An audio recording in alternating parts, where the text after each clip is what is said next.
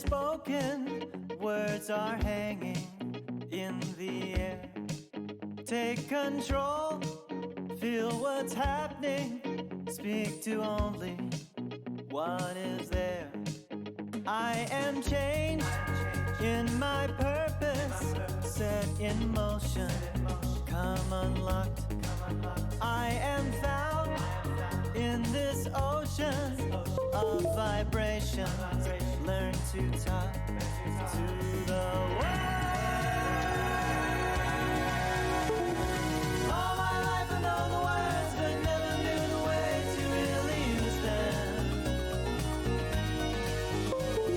Speak to only what you've heard, the words are there and you are passing through them. Was this here? Was this always? I was certain I was wrong.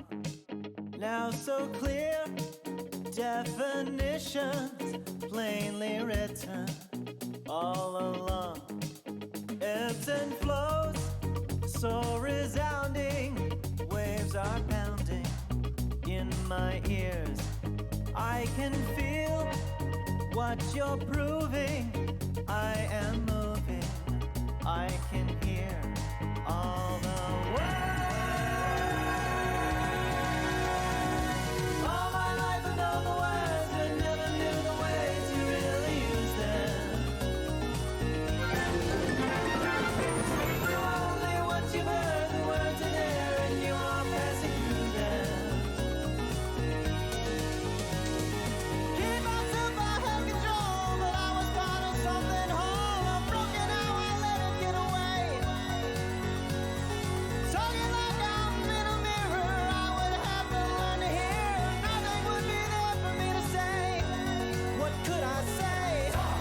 What could I say? What could I say? What could I say? Say it now, there's your answer in the questions you have asked. Listen close, know you're welcome. Let these moments truly last. This is more than an echo. This is feeling, this is touch. Use your voice, make it clear now. You are here now, fall into hush.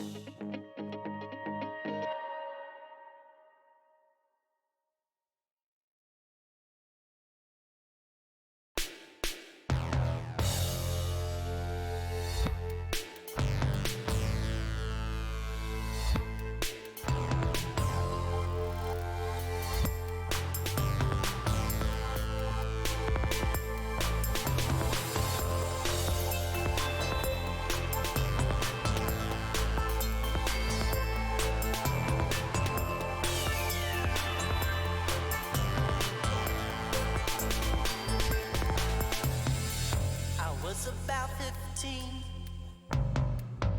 I was walking the beach, I was racing away. It knocked me off my feet, I fell into the tide.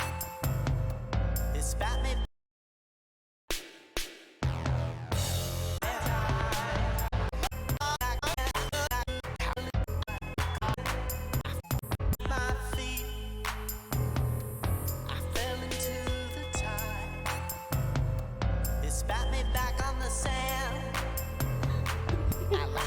Thank you, I'm glad you enjoyed.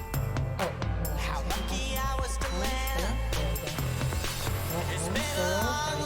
Hi everyone. It's been a while, but I'm back. It was just a moment. It's been a long time, Yep. but I'm still not scared. Hi. Oh yeah, actually that's a good question. I don't know if oh, okay, there we go. Good. Awesome, great. So, hi everyone. Am I quiet in this? Okay. Oh, I am. I didn't notice. Give me just a moment. Let me just talk really loud, so I'll definitely be heard as I add a game filter. Blah blah blah blah blah blah blah blah blah. Hello, hello. Is this better yet? Whoa. Thank you for subscribing. Thank you, Big Pong. I did say Sonic Adventure 2 and I love Sonic, so that's great. Let me know if it's better now. Because the thing is, as some of you might have heard, Streamlabs OBS turned out to be super shitty. And also not Streamlabs OBS. Louder! Hello! Is it loud enough? This is really loud. Really? It's the same one as usual. Am I still quiet, like, for real? Seriously? I have so much gain on it. Very weird. Put up more gain. Blah blah blah blah. Blah blah blah blah blah. Blah blah blah. I'm not going in. Sure? Are you fucking sure? Huh. Well, okay, so I've moved over to OBS, and at first it seemed like the change of like importing all my scenes from Streamlabs was pretty painless, but as I'm noticing now, there are some things that aren't working. One of which is also the shoutouts box over there. It's just stuck on random or recent donations right now. So because I haven't fixed that yet, but that'll come after this stream. Am I still like not good? Can you still not hear me? Like I turned on the music a lot as well now, so ideally it should be better now.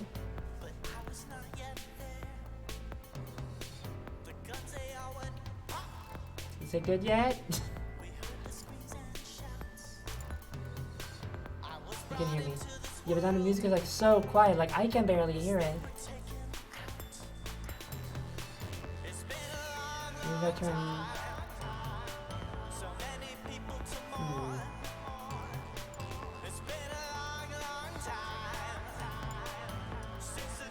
I'm messing with some other settings. I don't know if really does anything. It's like I can barely hear... I'm turning it up now.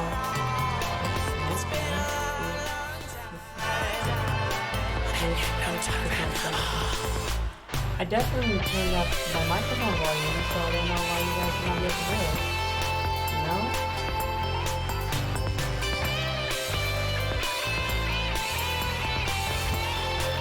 Blah blah blah blah blah blah. Blah blah blah. Blah blah blah blah blah. Hey, what about the limiter? Now it's going like into red. It's not supposed to go in red.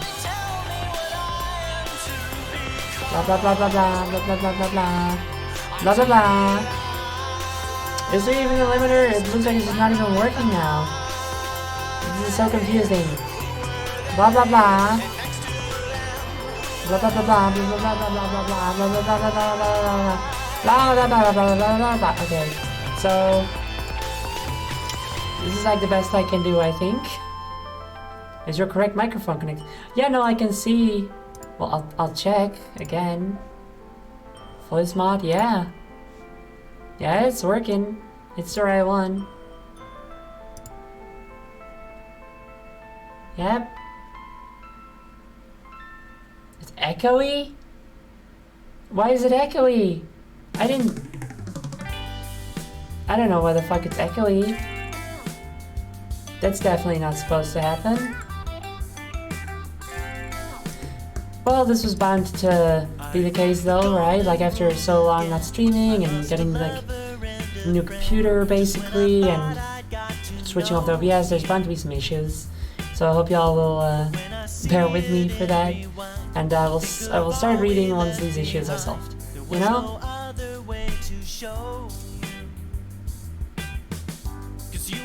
But why is it echoey? That's definitely weird. Echoey. I'm gonna open the stream real quick and see what... Oh shit! Aw, Polly! Thank you for hosting.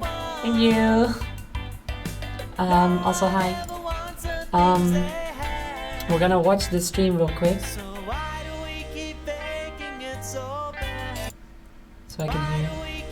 voice.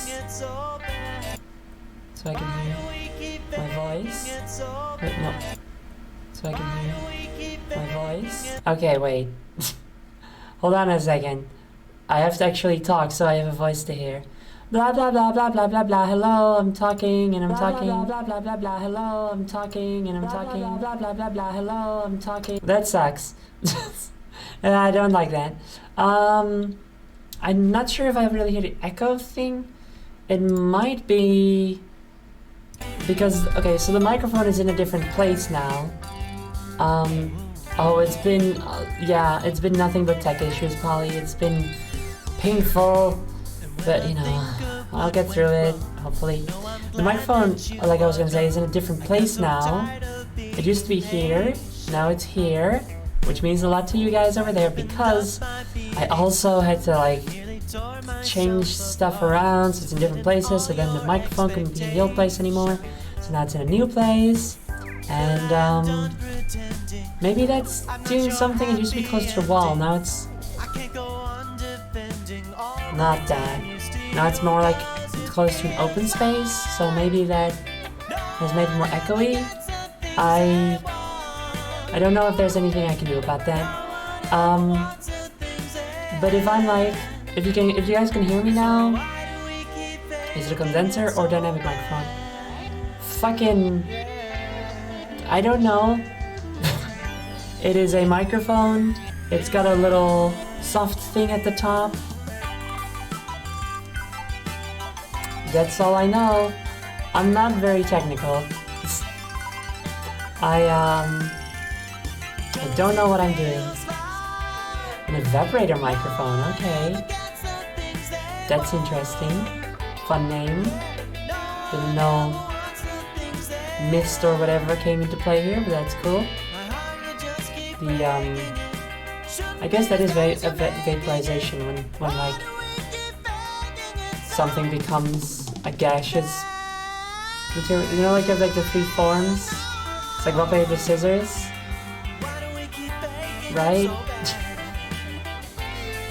I mean, thermodynamic works. I've seen all I've seen today is the word condenser and evaporator. Okay. Anyway, let me know if there's still like any issues with the audio, any real significant ones, and then we'll try. And then I'll try to fix them then. But for the time being, let's get to reading. You know. So I will see you in my book nook. I'll see you there. I'm here. No, wait. Uh-oh. Whoops, I made the music really slow. Didn't mean to do that. How do I make it not do that anymore? Uh-oh. Uh-oh. Oh no. Normal speed. There we go. That was good. Let me just find it. Here we go. Here we are in my book nook. Wow. Isn't it nice? It's a Minecraft, which is appropriate. It's a coincidence though. For those of you uninformed, the Book Nook is a series that I used to do more regularly. And the place where it takes place is in the very old, like a year ago now, Minecraft world that me and my friends had and that we streamed from and stuff. The Book Nook, I haven't seen it since 1,000 years. I know, it's very long. Warrior Cats was the last thing we read here, but it was so fucking boring. Also,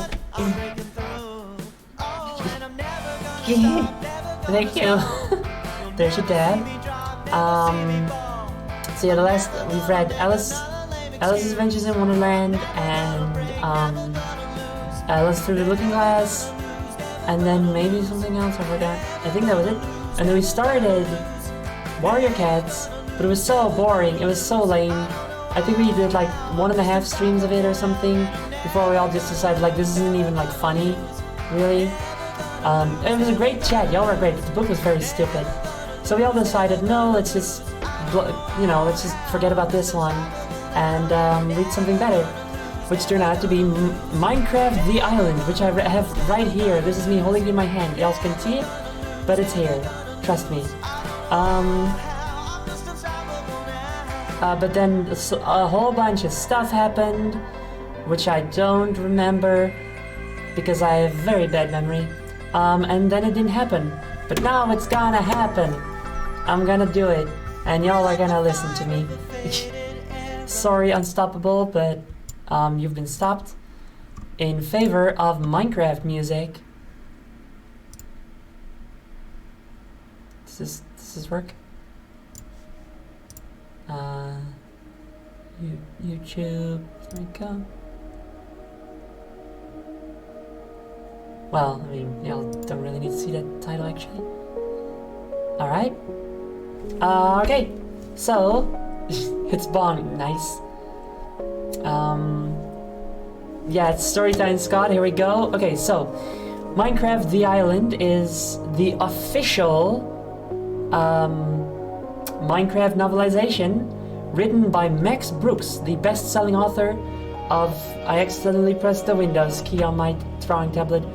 The best-selling author of World War Z, which I've never read, or seen the movies, or I think there was a game based on it, or something. I don't know. And we're gonna read now. It's the first ever official Minecraft novel, and then it gives us a synopsis, which we don't care about, because we're just gonna read it. Yeah, Max Brooks. More like Max Books, am I right? Because he writes because it's a book? Grab a wine glass of the excellent food of my own night. A wine glass of the excellent food. You mean a glass of wine and some of the excellent food? You know? It's an odd pick for an author. Minecraft is an odd pick for a novelization also. So, whatever. Max Brooks is a public speaker, author, and non-resident fellow at the Modern War Institute at West Point, which is definitely... It is very strange case. Very strange choice, I will agree. Which was adapted... His books include The Zombie Survival Guide and World War Z, which was adapted into some stuff. He also did G.I. Joe. Okay. Also, during these reading streams, you'll often see me sort of like angled down with my eyes closed. That's because I'm reading my book, and for some reason, a VC face thinks that means that I have my eyes closed. So you can just imagine it as me reading the internet databanks or some shit, you know? I'm consulting the databanks to see what the book is. He's a very descriptive but very technically detailed author. That should be fun. This is the third book he's done, which is fun. It's all like novels. He's done graphic novels, but this is the third. Other than the Zombie Survival Guide and World War Z, he then went on to make Minecraft, which I think is very fun.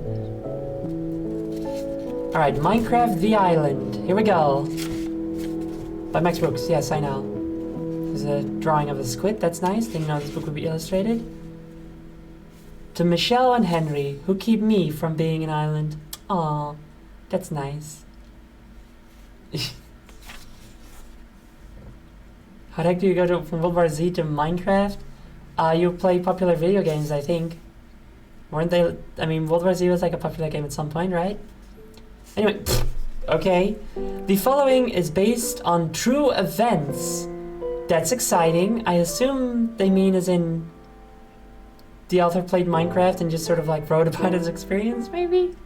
Who knows? But no, actually, I think he just got trapped in a video game. Relatable. Introduction. I wouldn't expect you to believe the world I'm about to describe, although your reading these words means you're already here. What? Maybe you've been in this world for a while but just discovered the island. Or maybe, like it was for me, the island is your introduction to this world. If you're alone, confused, and scared out of your mind, then you're exactly where I was on my first day. This world can seem like a maze and, sometimes, like a bully, but the truth is that it's a teacher, and its trials are just lessons in disguise. That's why I've left this book behind, so my journey can help you out with yours. Wow. Incredible. So the idea is that we are reading his diary, I guess. Lessons in disguise. Chapter 1. Never give up. Trust your instincts. It doesn't say, it just says never give up. But I love Star Fox 64, so I made a funny reference because I like to. Drowning! That's a fun first word. I woke up underwater, deep underwater, and this was my first conscious thought. Cold, dark, where was the surface? I kicked in all directions, trying to find my way up. I twisted and turned, and then I saw it. A light, dim, pale, and far away. Instinctively, I shot for it, and quickly noticed that the water around me was growing brighter. That had to be the surface. The sun. But how could the sun be... Wait, did I skip a page? Nope. But how could the sun be square? I must be seeing things. Maybe some trick of the water. Who cares? How much air do I have left? Just get to it. Swim! My lungs ballooned, little bubbles escaping from my lips, racing me for the distant light. I kicked and clawed the water like a caged animal. Now I could see it, a ceiling of ripples coming closer with each desperate stroke. Closer, but still so far away. My body ached, my lungs burned. Swim! Swim! Crack! Crack? Oh shit. My body writhed as a sudden jolt of pain shot from toes to mouth. My mouth opened in a choked scream. I reached for the glow, grabbing for breath, for life. I exploded into the cool, clean air. This is so intense for like the start of Minecraft. This is never how Minecraft starts when you play it. You're just like on a beach or whatever, and you're just like, this is a nice looking place. I think I'll go hurt some sheep. You know? It doesn't start with you dying. You know what I mean? I coughed, I choked, I wheezed, I laughed. Breathing. For a moment, I just savored the experience, closing my eyes and letting the sun warm my face. But when I opened my eyes, I couldn't believe them. The sun was square. I blinked hard.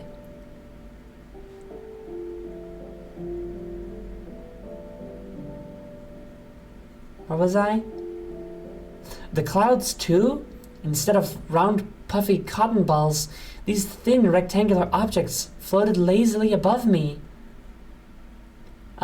You're still seeing things, I thought. You hit your head when you fell off the boat and now you're a little dazed. But did I fall off a boat? I couldn't remember. I couldn't remember anything, in fact. I got here. How I got here, or even where here was? Help me! I shouted, scanning the horizon for a ship, or a plane, or even a speck of land. Please, somebody! Anybody! Help! All I got was silence. All I could see was water and sky. I was alone. Almost. Something splashed inches from my face, a flash of tentacles and a thick, black and grayish head. I yelped, kicked backwards. It looked like a squid, but square like everything else in this strange place. Yeah, it's an isekai, yeah. That's like the one thing that I know about it, is it's an isekai, which is hilarious. I yelled, kicking backwards. No, wait, it looks like...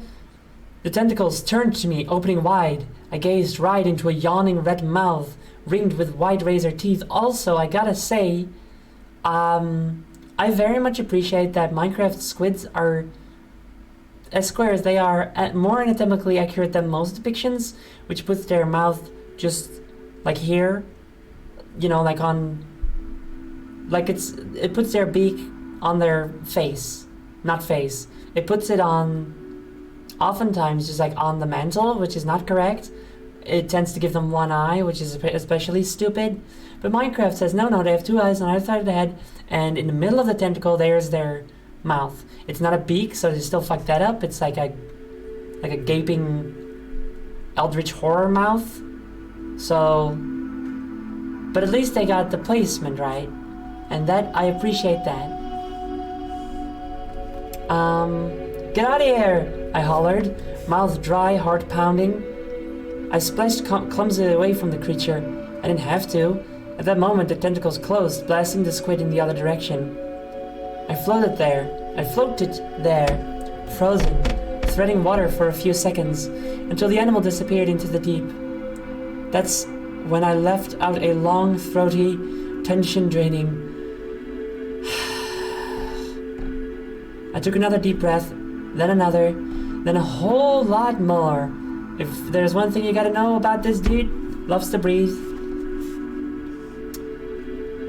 Finally my heart settled down, my limbs stopped jerking, and for the first time since I woke up, my brain switched on. Okay, I said out loud, you're way out in a lake or ocean or whatever. No one's going to save you, and you can't thread water forever.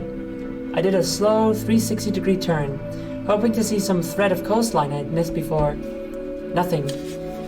In desperation, I tried one last scan of the sky. Nope. Dude, Shino, you can. You can breathe. You have that power bestowed upon you by your mom, I guess. Oh, hello, phone. Could you not? I'm busy reading, getting cultured. Blah blah blah. Then I scan of the sky. No planes, not even a thin white trail.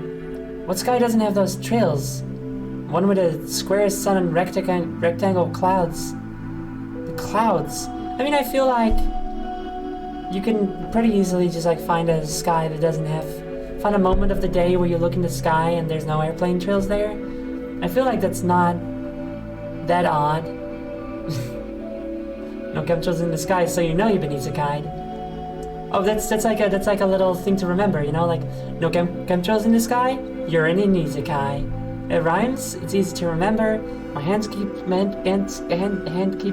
glitching out. There it is again. Yeah, you having fun there? Hand. Good. Okay. There's clouds, and my hand's fucking up again. I noticed they were all moving steadily in one direction, away from the rising sun, due west. As good as anywhere, I said, giving another deep sigh and giving another deep sigh and started swimming slowly west. It wasn't much to go on, but I figured the wind might help me along a little bit, or at least wouldn't slow me down. And if I went north or south, the breeze might slowly blow me in an arc, so I'd end up swimming in circles. Doing myself a little posture check. I didn't know if that was really true. I still don't. I mean, come on. I just woken up, probably with some kind of massive head injury, at the bottom of an ocean. I was trying really, really hard not to end up back there. Just keep going, I told myself. Focus on what's ahead. I began to notice how weird my swimming was. Not the stroke motion, but the sense of gliding across the water with my limbs along for the ride. Oh my god. Is even... Like, okay, it's an isekai, but did he also just like get turned into a Minecraft person? And he moves like a Minecraft person? Has he not noticed like his blocky hands yet? How far does it go? Is he gonna have like an inventory space? Like, is he gonna like pick up stuff and then check his inventory and it's actually like gonna pop up in front of him? Or worse, behind him? No, wait, that's not how it works in Minecraft. Unless you're in third person. So like in front of him? Do you think he's gonna go into third person at one point? I hope so. I hope that he's like I hope he goes into creative mode. That's what I'm hoping for. Head injury, I thought, trying not to imagine how serious that injury might be. One good thing I noticed was that I didn't seem to be getting tired.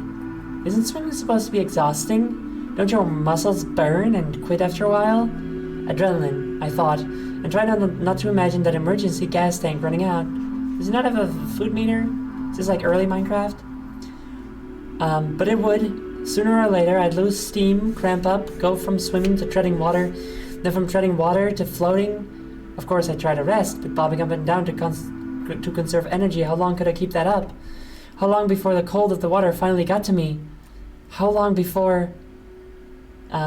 Teeth chattering, body shivering, I finally sank back down into the darkness. It's so serious. This is a serious way of writing for Minecraft. It's fun. I like it.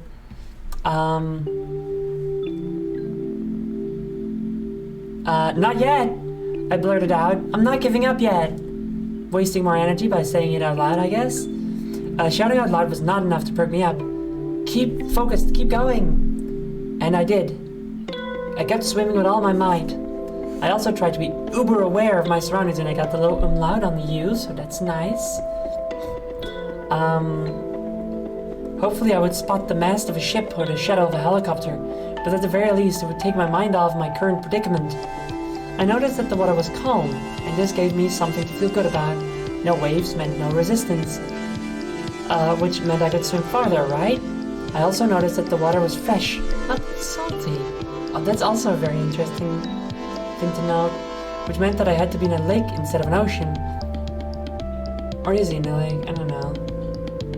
Because like there's no difference in salt and freshwater in Minecraft, so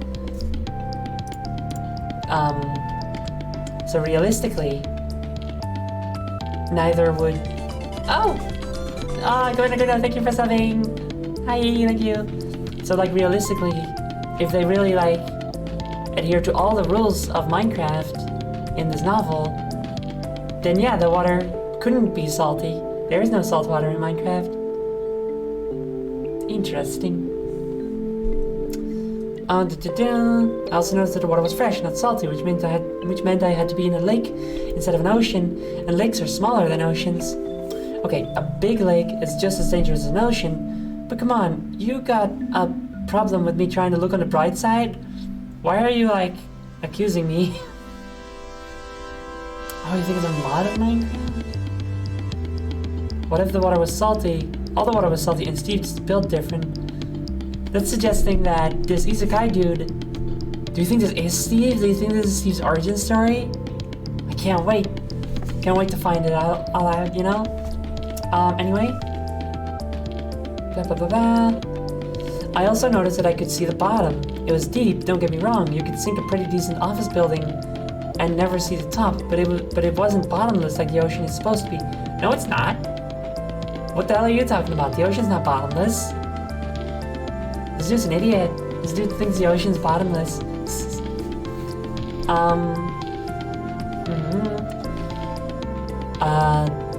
I could also see it wasn't level. There were tons of little valleys and hills. That was when, off to my right, I noticed that one of the hills had grown so tall that its top disappeared beyond the horizon. Did it break the surface? It turned northwest, I guess, and swam in a straight line for the hill. The guy's an author. Dan Brown was also an author. I don't know who Dan Brown is, and I don't know what being an author... Are you saying authors are uneducated? I tried to be an author one day. I'm very offended now. How dare you? How dare? Anyway. Where was I? Right. And before I knew it, the hill grew into an underwater mountain even. And a few seconds later, I actually thought I saw its top sprout above the water. That's gotta be land, I thought, trying not to get my hopes up. It could be a mirage, though. A trick of the light, or some mist, or... That's when I saw the tree. At least I thought it was a tree, because from that distance, all I could make out was a dark green angular mass perched atop a dark brown line. Excitement propelled me like a torpedo. Eyes locked forward, I soon saw other trees dotting a tan beach. And then, suddenly, the green-brown slope of a hill. Land! I shouted. Land! TV static. Hands. Hand! No! Hands. Hi. Hi, TV static. Hi. Welcome. Words. Where was I? This is so hard. I'd made it. Warm, firm, solid ground. A few strokes and I'd be there. A wave of total relief washed over me, and just like a real wave, it washed right back out. I barely had a second to celebrate before the island came into full view. By the time I reached the shore, I was just as confused as the moment I'd woken up. This island was square, or rather, it was made of squares, cubes, actually. I guess cubes are made of squares, so if you have a thing that's made of cubes, by extension it's made of squares, huh? Yeah, that makes sense.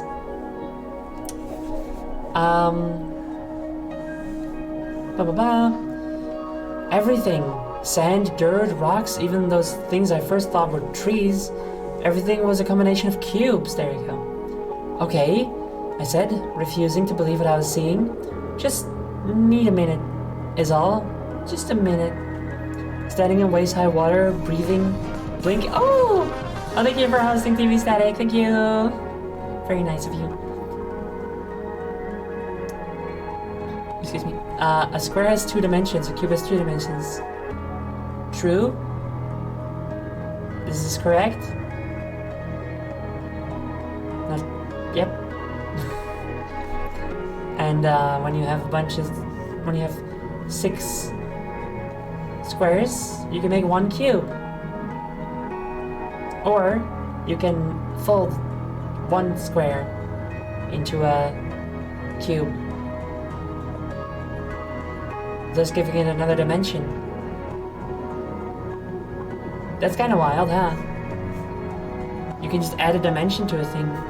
If you were to take a square and you hold on a second, let me get a Yu-Gi-Oh card to act as my bookmark.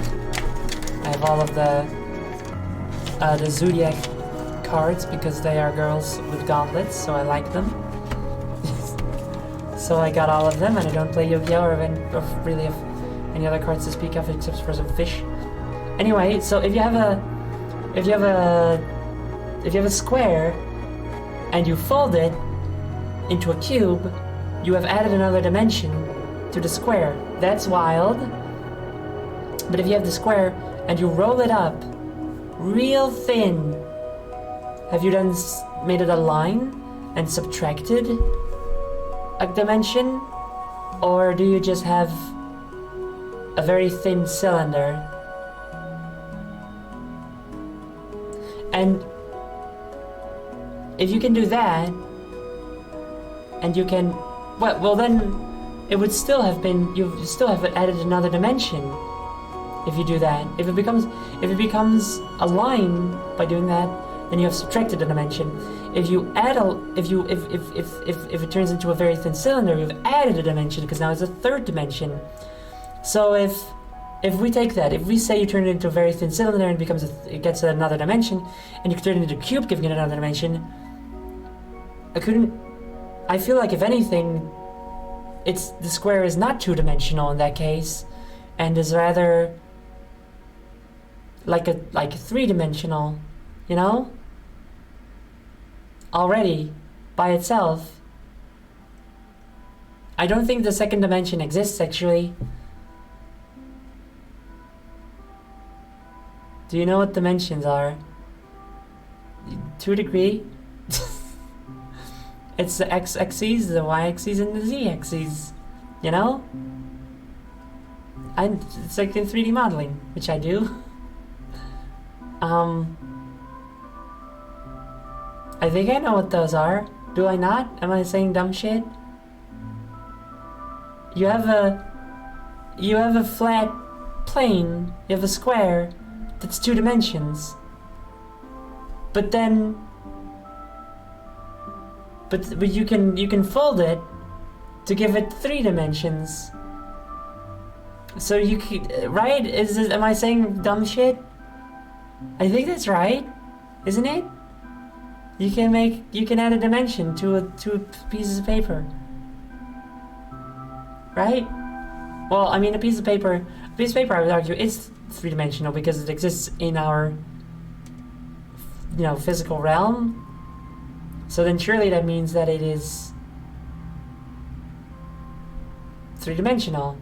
Even a line on the piece of paper, you could argue, is 3-dimensional because, like, it's nothing, but you used a pencil to write it. So like there is a very, very, very, very, very, very, very, very, very thin layer of charcoal or whatever the fuck. Lead? Lead. So it is three-dimensional in that way, you know? I was just fascinated by you adding a dimension to a cylinder. Yeah, well no, you don't add a dimension to a cylinder. You roll up a square, turning it into a cylinder, and as such, adding graphite. That's it. That old thing that keeps haunting me. You add a dimension to the square when you turn it into a cylinder. Even though you were trying to subtract the dimension by making it a line, you can't. That's not gonna happen. You know? But you can turn it into a cylinder, just a very thin one. Thus, it now has a third dimension. Right? Any cylinders of 3D dimension. Exactly, see? Yeah.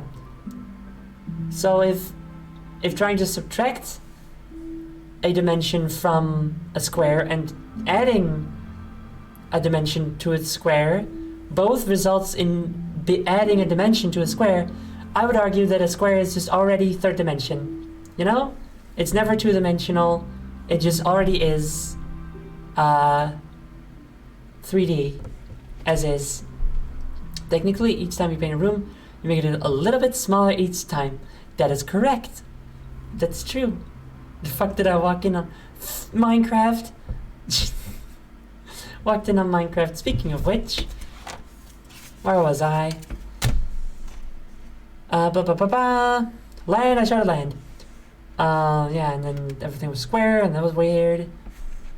Sitting in waist-high water, breathing, blinking, I waited for my eyes to clear. I was sure that any minute all those harsh right angles would return to soft, curvy normalness. They didn't. Excuse me. Gotta be that head wound, I said, waiting ashore. No problem, just make sure you're not bleeding too bad, and instinctively, oh, here we go, here it is. Instinctively, my hand went to find the supposed injury, and as it came up in front of my face, I gasped. What? There was a fleshy cube at the end of my rectangular arm. A cube that wouldn't open no matter how hard I tried. Oh my god, he really is just a Minecraft person now. That would be terrifying though, I gotta say. Where's my hand? I shouted, my voice raising in panic. Head swimming, throat closing, I looked nervously down at the rest of me. Brick-shaped feet, rectangular legs, a shoebox-shaped torso, all covered in painted-on clothes. Oh my god! This is so weird! What's wrong with me? I hollered to the empty beach. This isn't real! I screamed, running back and forth, trying to tear the painted clothes off my body. Hyperventilating, I rushed back to the water, desperate for the calming reflection of my face. Nothing greeted me. Where am I? I shouted to the shimmering sea. What is this place? I thought of the water, of how I'd woken up, but had I? This is a dream, I said, relief breaking into my panicked voice, reaching for the only thing I could think of. Of course. And for a second, I almost pulled myself together. Just a crazy dream, and soon you'll wake up and what? I tried to imagine waking up in my home, in my life, but it was all gone. I could remember the world, the real world of soft round shapes, of people and houses and cars and lives. I just couldn't remember me in it. My vision narrowed as an invisible fist closed around my lungs. Who am I? Tension pulled up through the veins in my neck. I could feel the skin on my face, the roots of my teeth. Dizzy, nauseous. I staggered back against the base of the hill. What was my name? What did I look like? Was I old? Was I young? Looking down at my boxy body, I couldn't determine anything. Was I a man or a woman? Was I even human? What am I? The threat snapped. My mind collapsed. Where? Who? What? And now the final question. Why? I screeched up at the bright square sun. Why can't I remember? Why am I different? Why am I here? Why is all this happening to me? Why? All I got back was silence. No birds, no waves, not even the rustle of wind through those angular excuses for trees. That's... Oh no, wait, that only happens when you have Optifine. Never mind. I've gotten too used to using mods. Nothing but pure, punishing silence. And then... What the fuck? The sound was so small I wasn't even sure I'd heard it. I definitely heard it that time, and felt it too. It was coming from inside me. My tummy was rumbling. Oh no. Oh fuck. What if the real Minecraft was all the fleshy cubes we made along the way? I hate the idea that I hate the idea that things in Minecraft that are made of flesh, like people, pigs, etc., are actually soft. They are fleshy. That's highly uncomfortable. I don't like that. I don't like the idea of a flesh cube, personally. Especially not if there's skin on it. That's worse. It's so much worse. Imagine being put in Minecraft and whoever or whatever pushed it there doesn't even have the decency to use Optifine. I know, right? Like, what the fuck? You got some sort of, like, a garbage PC? Sorry. Playing on a laptop? Playing on like, a console? Playing console Minecraft? Maybe. Also, hello, Rolitali. I love Flesh... Well, at least someone enjoys Flesh Cube. I certainly don't. He better fucking punch wood. I think he does. I think I remember that happening from, like, the very few excerpts that I read on a Tumblr post ages ago. I'm hungry. That was all I needed to break my downward spiral. Something to do, something simple and clear to focus on. Next to breathing, there's nothing clearer or simpler than eating. What about walking? I don't know how to make a tummy rumbling noise. Growled my stomach as if to say, I'm waiting. I shook my head violently, trying to get the blood back in my cheeks, and looked down at my body to see if I had anything to eat. I'd been so shocked the first time I'd seen myself that I might have missed something earlier. Maybe I had a waterproof phone in my pocket or even a wallet with my ID. I didn't have either, or even pockets, but what I did find was a thin belt, painted the same color as my pants. Another reason I'd missed it the first time, with 4 flat pouches on either side. Okay, so it looks like this is how inventory is gonna work. Each pouch was empty, but while going through them I suddenly realized I could feel the slight pressure of something resting gently on my back. Oh, wait, no, okay, the back is... Okay, I call it a backpack, but it didn't have any straps or hooks or anything that should have held it in place. It was just stuck there, and like the belt in my painted-on clothes, I couldn't take it off. All I could do was reach back and swing it to the front. Okay, so the backpack is the inventory, the pouches, probably holding like 2 items each or something, are the toolbar, the hotbar. That makes sense, that's good.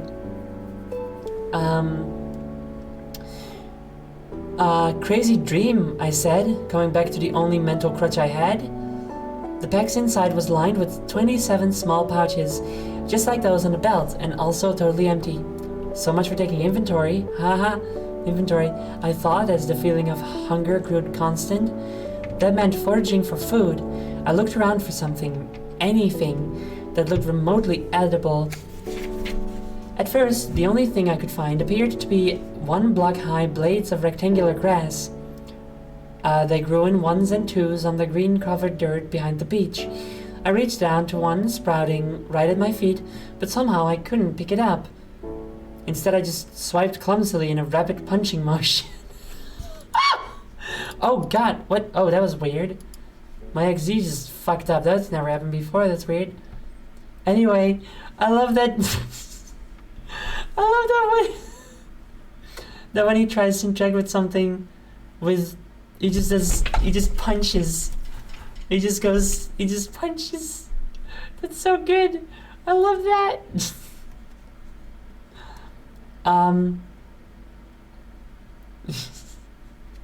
Gonna go back to what I was doing, but have a lovely rest of the stream. Stay groovy and remember, give your soul to No! Also, I'm a video game character. I probably don't have a soul to give. So, I get off the hook, I think. But, thanks for coming and enjoy whatever you were doing.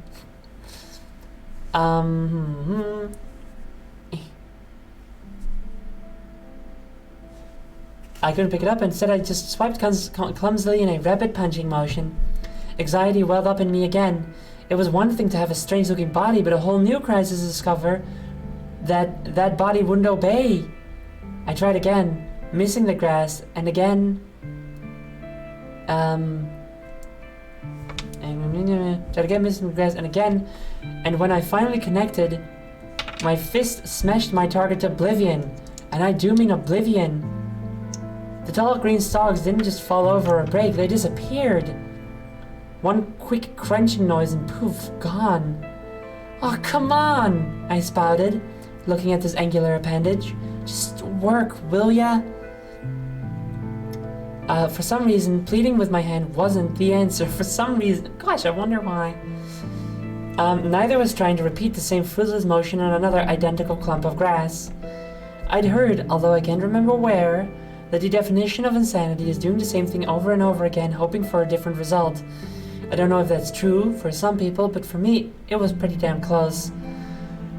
Darn, excuse me, there's no swearing in this. That would be been interesting. Is it okay if you have a soul in my head? Hey, it's a headcanon, you can do whatever you want, right? It's a headcanon. That's like the purpose, is like you don't have to care about the original canon, you know? Just work, I grunted angrily, punching the grass like it had swung first. Work, work, work! It was starting again, the mental slide. My mind was balancing on a thin tightrope at that moment, and I really needed some kind of win. I didn't get one exactly, but I did break the cycle by accidentally, literally, breaking the ground. On the fourth try, I hit so hard and for so long that it didn't only destroy the little green blades, but I also knocked away a whole block of dirt underneath them. Whoa, I stammered, frustration replaced with curiosity. At first I didn't see the block, just a block-sized hole it disappeared into. I peered into the divot and saw a cube floating at the bottom, actually hovering off the ground, and much smaller than it had been. I reached in, and my hand was fucking up. I reached in to pick it up. You know, I very much relate to this character. You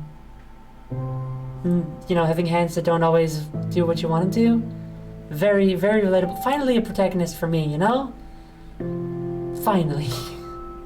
Maybe it's me. Maybe I'm in this story. Maybe this is someone's fanfiction of me. And much smaller than it had been, I reached in to pick it up and didn't get halfway there before it flew up at me. I stumbled back with a surprised whoa and looked down at the cube in my hand, just the one. As we all know, you hold it in one hand.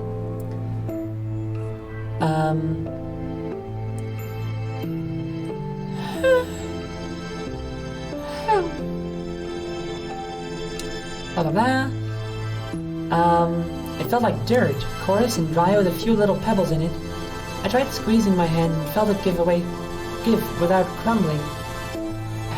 Hand, stop, thank you. I brought it up to my face and sniffed. It smelled just like dirt. I sniffed again and suddenly felt comforted.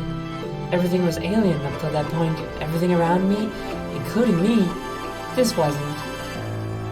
This one sensation was familiar. I could feel my neck muscles relaxing, my jaw you don't have neck muscles, silly. My jaw unclenching. Hey, I'm not embarrassed to say that I took another 4 or 5 good, long, tranquilizing whiffs of that dirt block.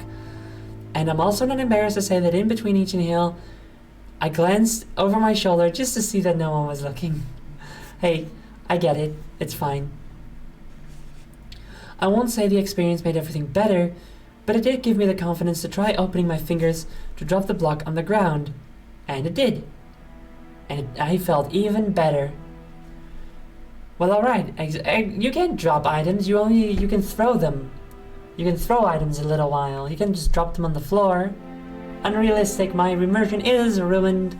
Good job, Max Books, famous best-selling author of World War II.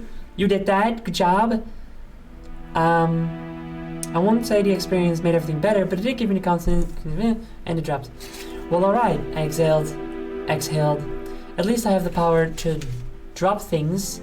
Not a huge win, I know, but something. Some tiny bit of control. I watched the little dirt cube hover at my feet for a second, and then reached out to pick it up again. It didn't flinch the second time. It jumped to meet me. Okay, I said, taking a cautious breath. If I can drop you, maybe I can... I moved the cube down to one of the pouches on my belt and sighed deeply as it obediently dropped inside. So, I said, smiling down at the belt, stuff, well, dirt at least, shrinks small enough for you to carry it. Weird, but maybe useful in this dream. I couldn't say world yet. I was still way too fragile. Bubbled my stomach, reminding me that it was still there. Right, I said, and took the cube back out of my belt. And since I can't eat you and can't think of a reason to carry you around, oh, you'll learn to nerd pull. You'll get there. That's why you need the dirt. I held the shrunken box out of the hole where I dug it up. Out to the hole where I dug it up. And maybe a pace or two away, it jumped right out of my hand, swelled back up to its original space, and snapped into place as if nothing had happened. Well, almost nothing. Digging it out had taken off its green cover. The attention to detail really is crazy. Do you think the writer was just like a big Minecraft fan? Rather than like Mojang being like, hey, we should get like a Minecraft novelization. And it's like, who should we get? Haha, what if we get Max Books, author of World War II? Well, like Max Books came up to them and was like, oh my god, can I please write Minecraft? I've been loving Minecraft so much. I'm playing it with my kid. We have such fun together. I really want to write a book about it. I think that would be very cute, if that is the reason why this was written. Because like, unless this was heavily with like consultation of Mojang and stuff, it really just feels like he very accurately documented every detail of Minecraft, you know? And I think that's really fun so far. Blah blah blah. I hummed and tried digging it up again. Sure enough, a few punches drove it right into my hand.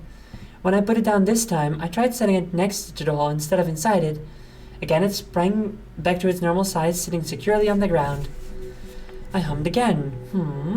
My newfound calm allowing the wheels to turn. Something about setting the block down in a new place reminded me of a buried memory.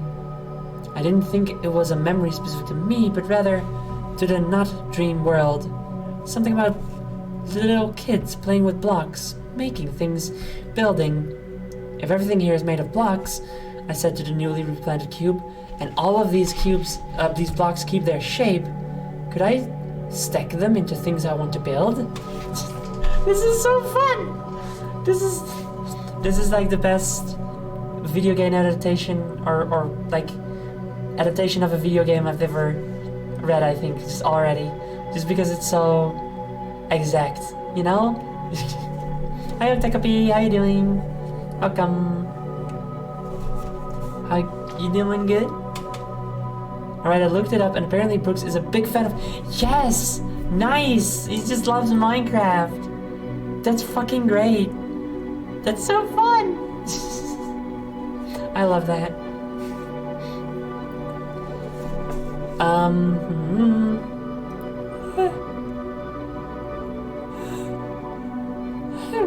Excuse me.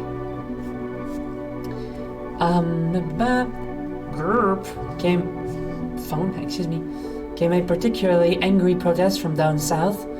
Right, I told my stomach, and turning to the block I said, maybe later, I gotta eat. I figured I'd give the grass one more try before moving on. I'm glad I did. On this 5th attempt, the vanishing clump left a collection of hovering seeds. Finally, I thought, and tried picking them up. One weird minor quirk of this dream was that I could only grab all six seeds at the same time. Even this! Oh my god! And wasn't able to hold them individually. This is fucking amazing. Another weird and ridiculously major quirk was that I wasn't able to consume them.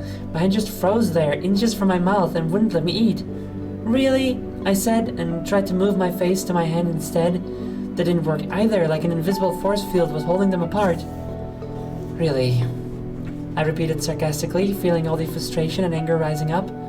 Fine. My arm cocked to throw the seeds away. What stopped me was the block of dirt I'd just been experimenting with. When I'd set it down a few minutes ago, the green cover top was missing. Now it was back. The turvy layer had regrown. That fast? I thought, looking down at the seeds. Do all plants grow that fast? Maybe I could try planting these seeds. His goal was to ride so close to the game that some could recreate the narrative in the game and play along. That's very fun. That's very good. It is top tier isekai. It's very funny.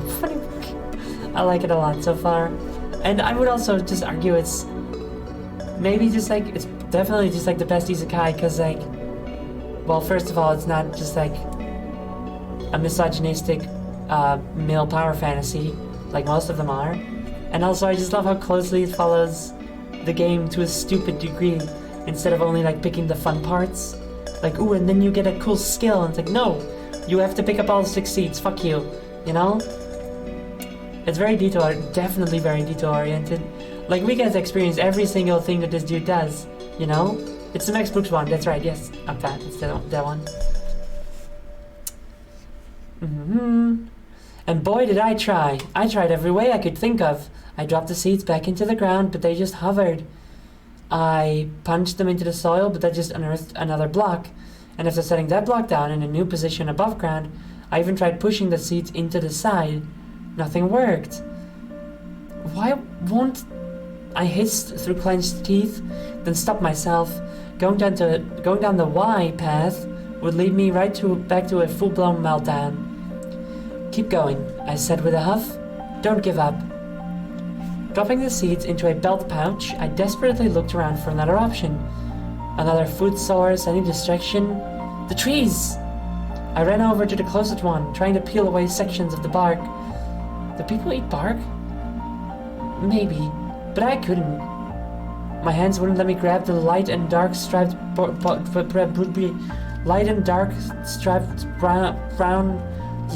Jesus Christ, why is this so hard?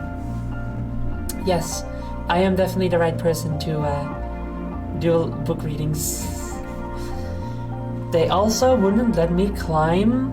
I didn't even know it said climb. I thought it was like whatever. Climb the light and dark striped brown cover. Okay, I did it. I made it through the sentence. We can go home, everyone.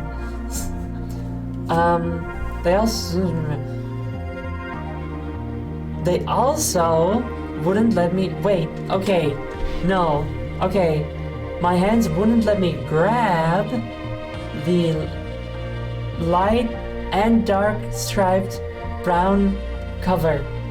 They also wouldn't let me climb the waist thick trunk up to the square bunches of small, my hands gotta stop doing that, small mini cube leaves. Also, trees, I don't think Minecraft trees are waist thick.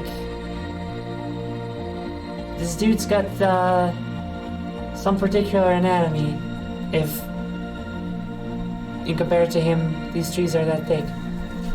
Unless this is a plot hole and it's not accurate to the book at all. I mean the game. After all we've been through.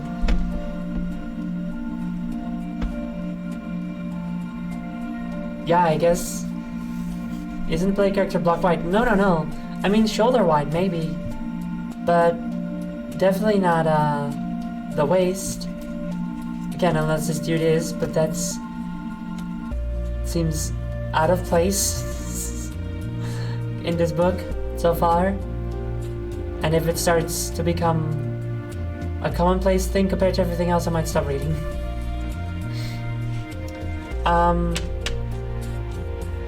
Unless it's because he's heavyweight. I'm talking about that he's thick with 2 C's. If that wasn't clear. Anyway. I didn't give up. I couldn't afford to. If this is a dream, I said, then I can just fly away. Fly up, I mean, and get some. Fist raised, eyes up, I leapt into the air. And came down just as quick. But then at crucial moment, suspended in midair, something truly magical happened. I tried punching at the leaves above me, and even though they were a block or 2 away, I felt my fist impact. I began hesitantly striking above me. I can reach? The player character is almost 2 blocks tall, 0.3 deep. Yeah, so that's definitely not 1 block, right? And it's not like the width, it's not like the total width, it's only the waist. He's saying that it's waist thick. Hand, can you stop? Thank you. Oh shit, oh no. Hold on a second. Well, if I say oh no, it's not that big a deal, but I see something real quick.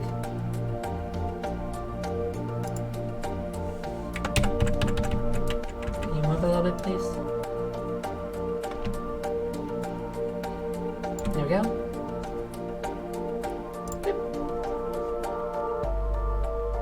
There we go.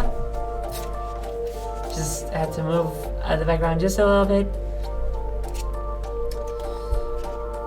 Sure enough, though my actual arm didn't stretch from 4 full block lengths away. I like that he's already using block measurements. I could still hit the dappled cubes above my head. I can reach! I shouted and began bashing at the leaves. Creeping insanity faded with each empowering punch. Yeah! I belted as the first cube vanished, dropping a red, shiny, semi-rounded fruit into my hands. That's what I'm talking about! And this time, my body let me eat. Maybe that's the key, I thought, crunching on the fruit's crispy sweetness and feeling the juice run down my throat. Maybe my hand will only let me eat what's edible. That does make sense. Is he gonna comment on the fact that the apple is also flat? Fruit! We love fruit. I should get some fruit. I'm out of fruit today. I should get fruit tomorrow. Here we go. It might not have looked exactly like an apple, but it tasted just like one. And if I thought the scent of the earth was comforting, this new sensation was so overpowering, I actually felt a sting at the corner of my eyes. Oh. Keep going, I said as the entire apple disappeared into my welcoming stomach. Never give up. Trust your instinct. Oh hey, it's the title of the chapter. Nice. Fruit. Without realizing it, I just learned something. Call it a mantra or a life lesson or whatever. But they were the words to live by. And they'd be the first of many on this strange and wonderful journey. Never give up. Amazing. And now, we're gonna take a break. Oops, sorry. This is good. I like this book so far. It's very, I do gotta say, at some point, right, the joke of ha ha ha, Minecraft real, which is very funny, and it's done in a very good way, having it be someone who doesn't know Minecraft, that's also a thing in a lot of isekais. I feel that the main character is someone specifically adapted to like an MMO or just like a JRPG or wherever the fuck they end up. Like they know how it works and then they can like exploit their knowledge. This dude doesn't know what the fuck is going on, which I think makes for a much more fun dynamic, you know? But I do wonder, like, once he does understand the world and he stops being like, what the fuck about everything, excuse me, Is it still gonna be fun then? Or is the joke like gonna run out at that point? You know? And if it does, will they at that point have built up a good enough story that it's still interesting? Because most Minecraft novelizations, unofficial ones that is, are just about like, ooh, we gotta go save the kingdom. But it's Minecraft. You know? Just like an epic fantasy story, but it's Minecraft. From what I've seen. I do remember there being like a webcomic at some point that was a bit more interesting. Anyway. And I don't know if this is gonna have that. Or if it's just gonna be about the core Minecraft experience the whole time. Do you think it's just gonna go kill the Ender Dragon? I guess we'll have to wait and see. You know? Anyway, so we're gonna have a little break. I'll be back in like 5 to 10 minutes. And then we'll keep reading. So, get your water, maybe some stretches, snacks, bathroom breaks, etc. And I'll see you all in a little bit. Bye-bye.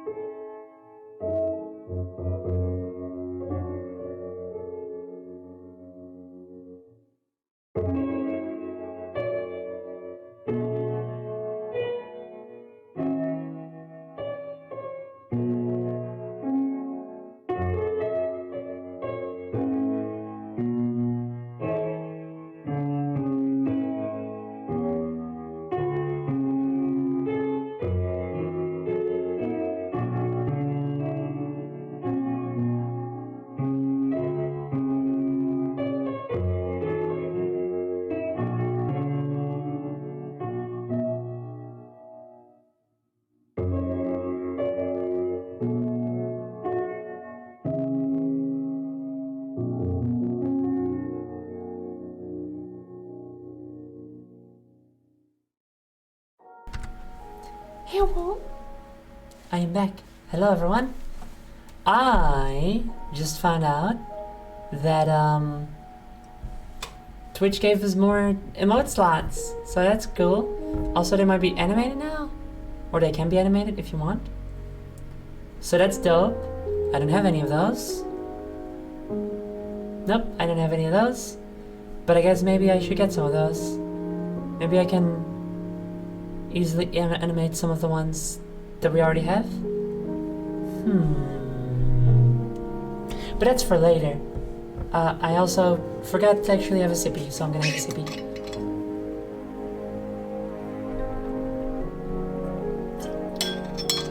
Sippy head. What was that noise? I hope that was outside and not something that's gonna kill me or whatever. Let's go! Back to Bookie. Chapter 2. Panic drowns thought. I thought you got over the panic, bud. Using my new power, I knocked out the other leaf blocks on the rest of the trees. I not only came away with 2 more apples, but a critical discovery about my belt and pack. It happened right after the first apple, when I was boxing the leaves. Instead of dropping fruit, I got a small sapling.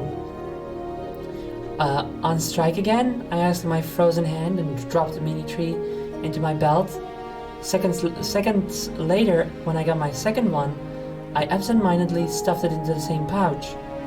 That's when I realized that they not only shrunk, but flattened and stacked themselves together like playing cards. Oh my god, this is so good. Well now, I said with a smile, this might actually be helpful. That turned out to be an understatement. By the time I'd finished stripping all 3 trees, I managed to stack 12 compressed saplings into just one compartment. And, might I add, at 0 weight. They even addressed that, like, there's no weight limitations and stuff. This is so fucking good. Looking over the additional pouches in my pack, I thought, I can carry a whole warehouse worth of stuff. Which means, I said, scowling at the belt, my mood deflating like stacked saplings. Until I find stuff worth carrying, you're as helpful as a wind-powered fan. There's gotta be more apple trees, I thought, staring up at the cliff. Through panicked eyes, it initially looked like an impassable barrier. Now, calmer, confident, and well-fed, I could see that it was more like a steep slope than a sheer wall. Who knows what else is over there, I thought, hiking up square dirt cubes. If only I'd thought clearly instead of being such a total dweeb. Okay. Calling himself a dweeb, I wasn't expecting that. I wouldn't have trapped myself on this side of the island in the first place. In fact, maybe I wasn't an island after all. Maybe this beach was the start of a whole continent. Don't get me wrong, I hadn't abandoned the notion that all of this was just a dream, but still, part of me couldn't help wishing to come over the top of the hill to see a ranger station, or a town, or a giant city, or... There wasn't. I stood on the even green summit and stared with crushing disappointment at the rest of an uninhabited island. The land stretched out like a claw, 2 wooden pincers nearly enclosing a round, shallow lagoon. I couldn't judge how large the island was. By that point, I still wasn't very good at measuring by blocks. But it couldn't have been too big because I could definitely see the end of it under the late afternoon sun. And with the sinking orange square, so went my spirits as well. And just like in the water, I thought I was alone. And just like in the water, I was wrong. The sound made me jump. What? I said, nervously looking all around. Who's there? Came the sound again, pulling my eyes to the base of the hill. It was an animal, black and white, with a butt.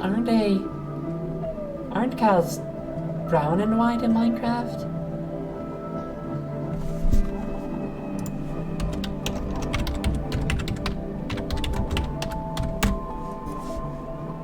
Yes, they definitely are. That's not black.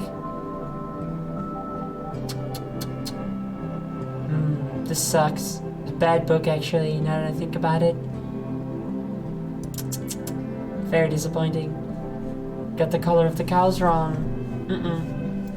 Bad.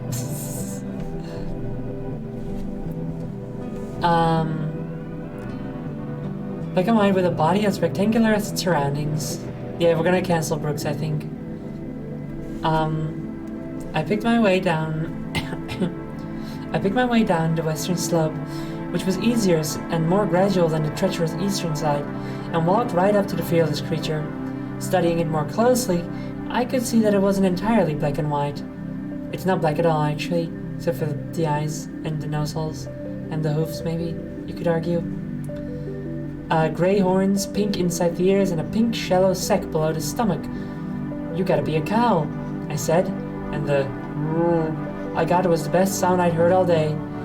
You don't know how happy I am to see you, I sighed. I mean, hey, I know it's still a dream and all, but it just feels so good not to be... The words stuck in my throat, stinging my nose and eyes.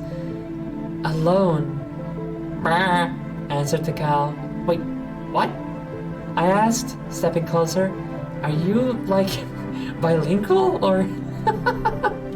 I like that, that's good. Brr, said the animal, but not the one in front of me. I looked up, and past the cow. Towards the sound's true owner, it was rectangular, duh, but a little shorter and practically all black. Although I'd almost missed it in the dim light of the early evening, now as I approached the darkening woods, another animal as white as the clouds above stepped out from behind its black twin. Despite their straight, flat outlines, I could see the barest details of woolly coats. They're little sheep. Your sheep, I said, smiling, and reached out to pet one. Yay, pet the animal. I wasn't thinking. I didn't... No! I didn't mean to punch. No! No. No, no. Now I'm sad. Oh. Poor animal gets punched. Now we really gotta cancel Brooke, actually. Not for getting the cows wrong, but for punching the sheep. You know? The animal yelped, flushed pink as red. They even have that shit. They even have... What the hell? Okay. Okay, something's off. Hold on a second. Something's really off here. My face is fucking up. I gotta fix this. What did I change anything during the testing of the new halt? Oh wait, was it?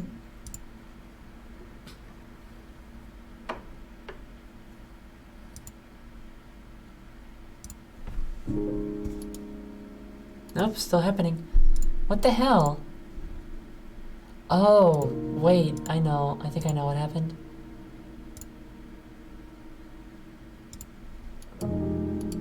Okay.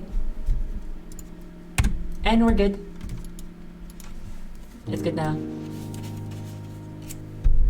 And yes, it was because of testing with the new alt, but I don't think it should matter. No, not at all. It's fine.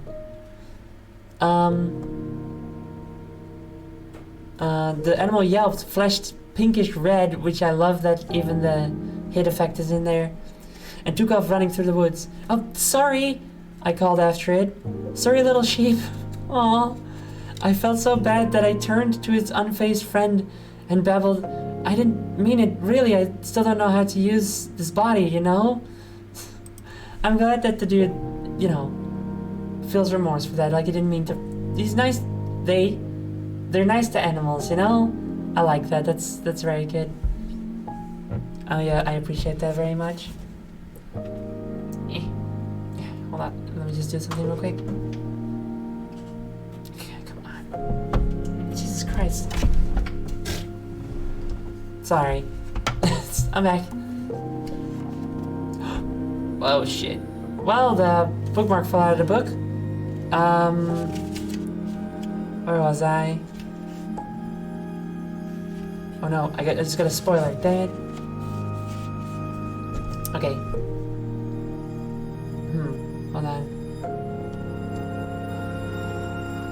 Dang it. Fuck. I was with the cow and the one sheep, the other one ran off. But I am trying to get my mini controllers to work so I have access to more of my expressions. But it's not super cooperating right now. Just hold on.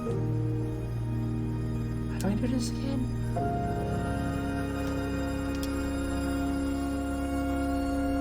I forgot how to connect this thing.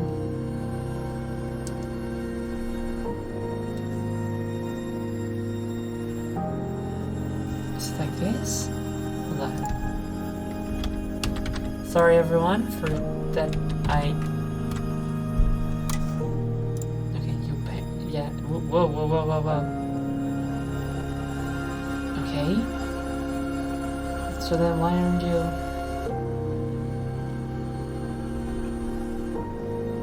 Bluetooth device, Bluetooth.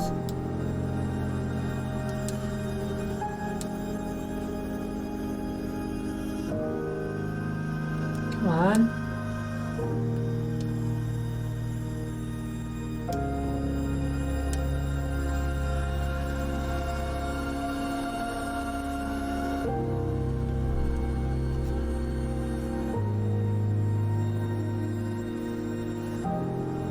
Come on! This is annoying. Well, I'll work it out some other time. It's because I like the new setup and stuff. No stuff disconnected, you know. Anyway, that means I can do my whistle face or a couple other ones, which is a shame. But, you know, let's just keep it rolling, you know? Next page. I didn't mean it, really. I mean, I still don't really know how to use this body, you know? Clock. That's a fun way of writing it. How do you do a chicken noise again? Came an answer to my left. Two small birds, each about a block high, were pecking the nearby ground. They had short, skinny legs, plump bodies covered with white feathers, and small heads ending in flat orange beaks. I'm not sure you're chickens, I told them. You do have kinda duckish features. I love that they address that too. That is so good. They glanced up at me for a second and clucked. But you sound like chickens, I continued. So I guess calling you chickens makes more sense than chickaducks. Yeah, but now that you've said chickaducks, I feel like you have to call them chickaducks because it's fun, you know? The word gave me a little chuckle, which quickly became a real guffaw. It felt good to laugh, to let out all the crazy tension of the day. That's when I heard a new sound. It was a throaty, phlegmy gargle that sent chills up my spine. I looked all around, trying to figure out the source. Sound on this island seemed to be coming from every direction. I stood there listening, wishing the chickens would shut up. Then I smelled it. Mold and rot, like a dead rat in an old sock. I didn't see the figure until it was only a dozen or so paces away. At first, I thought it was another person, just like me, and I took an automatic step forward. Then, just as instinctively, I stopped and backed away. Its clothes were ragged and filthy. Its flesh was molted green. Its eyes, if you could call them eyes, were nothing but lifeless black points in a flat, unmoving face. Memories flooded my mind, images of creatures I'd known from stories, but had never seen in person. And now here it was, approaching with outstretched arms. This was a zombie! Dun dun dun! Oh no! Our protagonist's gonna die. I tried to retreat, bumping against a tree. The zombie closed. I dodged. Rotted fists smashed into my chest, throwing me back. Pain shot through my body. I gasped. It lunged. I fled. Numb with fear, I sprinted for the... You know what? It is kind of perfect that he now gets to write about zombies again, since he seems to like that a lot. You know? He was probably like, fuck yeah, now I get to write about zombies. That's my bread and butter, baby. You know? Numb with fear, I sprinted for the hill. I wasn't thinking, wasn't planning. Terror drove my every step. Something clacked in the darkness behind me, followed by a noise like whipped air. Oh shit, skeleton. Something smacked into the tree in front of me. A feather-tipped, quivering stick. An arrow. Was the zombie armed? I hadn't noticed. I just kept running. Something red flashed to my right. A cluster of eyes, followed by a clipped hiss. I scampered up the slope of the hill, glancing back only when I was at the summit. In the pale light of a rising square moon, I could see that the zombie was still coming. It was already at the bottom of the slope and beginning to climb up after me. I feel like maybe I don't blink enough while doing these, because my eyes always start to hurt a little ways in.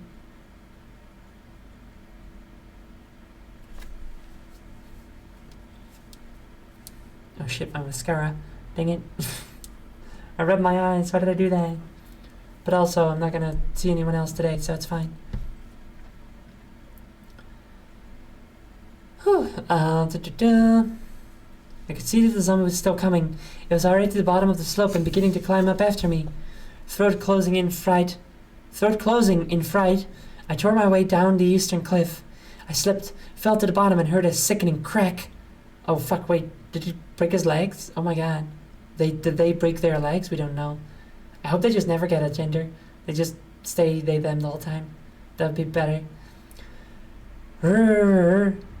Wait, you? Oh, like that, I think. I hissed as bolts of agony stepped through my ankle. Stabbed, in fact. Where to go? What to do? Should I jump back into the ocean and try to swim away? I froze at the edge of the blackened water. What if that squid was still out there? What if it had gotten hungry? Another moan echoed across the starry night. I turned to see the zombie's head poke over the top of the hill. Frantically, I looked for somewhere to go. Someplace to hide. He's gonna build a dirt home, you know it. I can't fucking wait for the dirt home. My eyes flicked back and forth, settling on the single block of earth. There we go. Or he's gonna dig in? I don't know. I dug out earlier in the day. From it came the spark of a desperate idea. Digging! As the zombie started down the slope, I ran to the cliff below it and furiously tore into the earth. 1, 2, 3, 4 punches, and the first block in front of me came away. 1, 2, 3, 4, and the one behind it popped free. I could hear the ghoul approaching, each groan growing louder. 1, 2, 3, 4, 1, 2, 3, 4. I cleared 4 earthen blocks right in front of me, 2 above and below, just enough for me to squeeze into the place. Deeper, my mind screamed. Get deeper! And if fate could talk, it would have sneered and said, you're not going anywhere. My fists bounced off something cold and hard. I'd hit solid rock. A few pointless punches told me I was trapped. The monster barely seconds away. My fists bounced off some... No, wait, I read that just now. I spun, saw the zombie, and set back a block of dirt between us. The ghoul reached over, smashing me in the chest. I flew back, hitting the stone cliff. Chest aching, gasping for breath. I jammed the second soil cube on top of the first. Darkness fell. I was buried alive. It's more exciting for a first night than making a dirt house. That he does the old bury yourself underground, and then occasion. I hope he does. I hope he occasionally knocks away the block to see if it's bright out yet. That'd be good.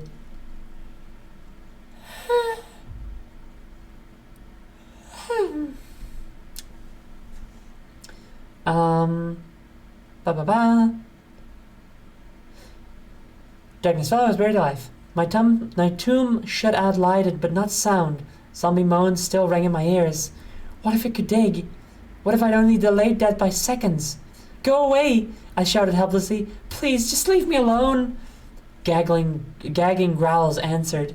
Please, I pleaded. Unfeeling, uncaring, unstoppable moans answered. Wake up, I whispered.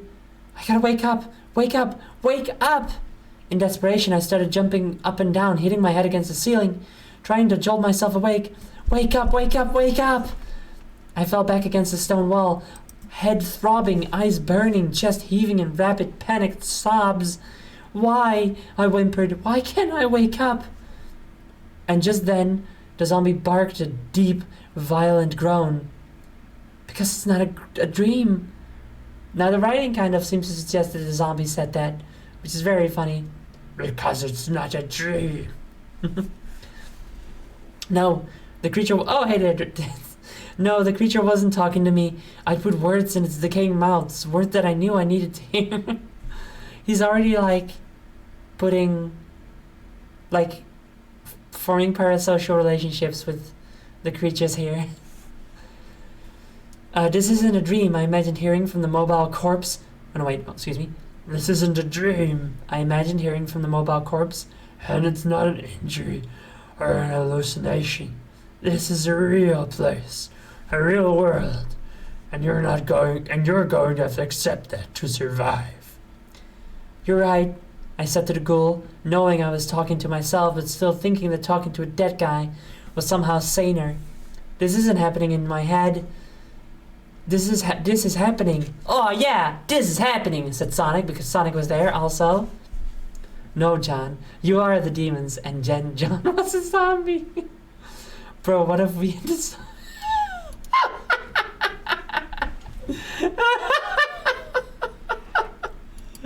What if me and the zombie had hellheads?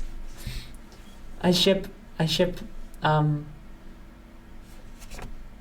Minecraft, the island protagonist, who has no name as of yet, and this zombie.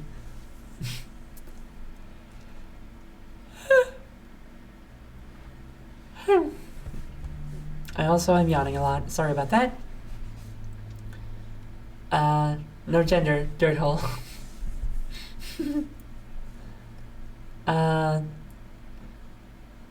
The fragment of a self-remembered song floated through the fog of my amnesia. Something about finding yourself in a strange place. I couldn't remember all the lyrics, but one stuck clearly in my mind. You may ask yourself, well, how did I get here? There's a Talking Heads reference in this book. This is the best book ever! Does Lord of the Rings have a Talking Heads reference? Fuck no, it doesn't. Letting the days go by. Let the water hold me down. Let the days go by. There is water flowing underground. Under the rocks and stones. Into the blue again. I fucking love Talking Heads, dude. Fucking love Once in a Lifetime. It's so good. When I read the line something about finding yourself in a strange place, I was like, oh, is it gonna be fucking Once in a Lifetime? Is it? Surely not. It could be, and it is. It is. Well, how did I get here? It's so good. Same as it ever was. Same as it ever was. Same as it ever was. Same as it ever was. This is not my beautiful wife! Anyway, I don't know, I admitted. I don't know how I got here, or where my wife is, or that this is not my large automobile, or even where here is. Another planet, another dimension? I don't know, but I know there's no point in denying it anymore. And with that acceptance came this huge wave of calm, and with the calm came a new mantra. Panic drowns thought, I told the zombie. So it's time to stop panicking and start figuring out how to survive. Chapter 3. Don't assume anything. Oh, of course. All the chapters are named after like these mantras that he has. Because it's written by like a dude, like a man. And it's written in the first perspective. I keep thinking it's just him, you know? But it's not. Or maybe it is. I don't know. Anyway. Because this is them like writing it as like a survival guide. Each of the chapters is like a mantra. This makes sense. Isn't the audiobook version of this? Yes, The audiobook version is by... No, wrong, actually. It's not by Jack Black. It's by me, right now. You're here. But yes, it is by Jack Black, the official one. But this one is me. Chapter 3. Don't assume anything. What's my next move? I asked the darkness, given that I was trapped, literally with my back to the wall, with a snarling corpse just a handful of dirt away. The options seemed pretty limited. For a long time, I tried to just focus on my breathing, clearing my mind, letting the ideas flow. Ironically, the first clear thought I had was that my breathing might be using up all my air. Oh shit. Don't worry about that. How much did I have? Was I already suffocating? What did suffocation feel like? I tried to sense any changes in my body, any feelings that weren't there before. And that's when I noticed that all the pain from my injuries was gone. Both my head and ankle felt fine. My stomach, on the other hand, felt completely empty. I jumped down on another apple, trying to make sense of what was happening. Am I losing oxygen to the brain? I wondered. Or did I just heal super fast? Seriously, am I a superhero? The thought gave me a sudden rush of hope. The zombie groaned. Is that it? I asked the ghoul. Does this world give me super healing, and do the apples or any food have something to do with it? Another non-committal groan. You don't have to answer. I said, I'll figure everything out, because that's what it takes to survive here, right? This is a whole new world. That was a really bad line. Really bad delivery. But whatever.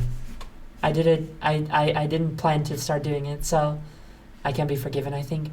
I wish my eyelids would stop quivering so much when I had certain expressions. Oh well. Such is the life of a buggy video game character. Just a moment to do something. There we go.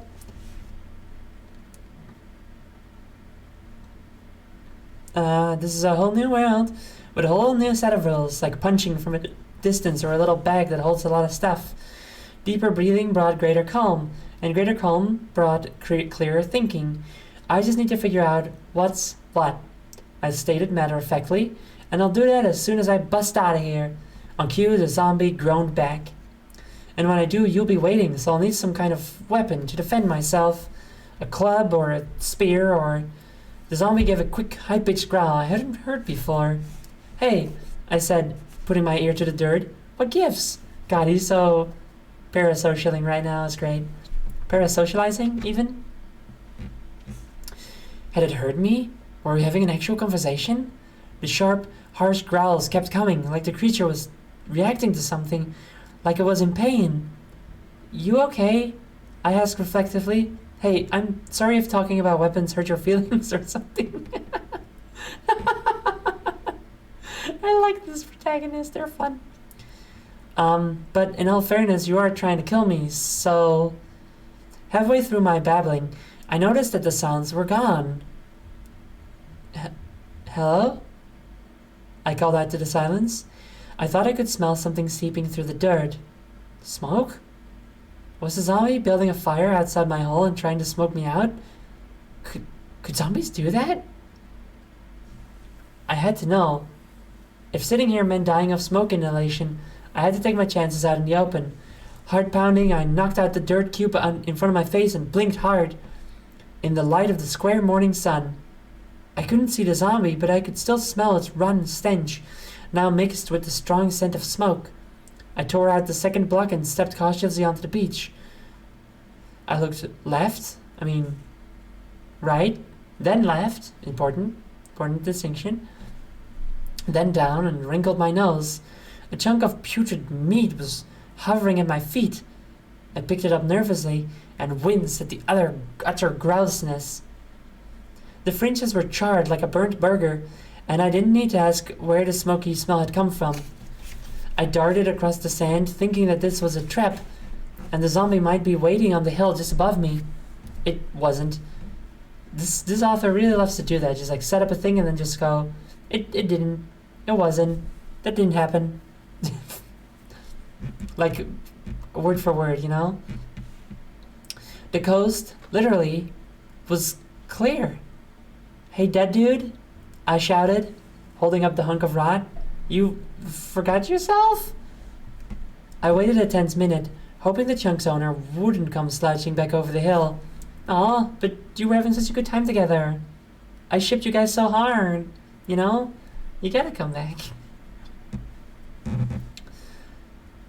Do another yawn.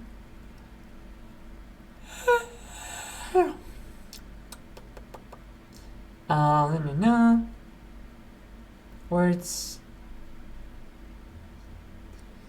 It didn't. Oh, wait.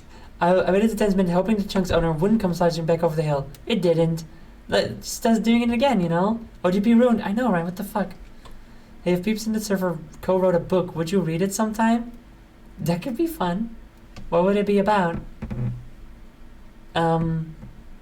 This bit of burnt, grody guts had to be all that was left.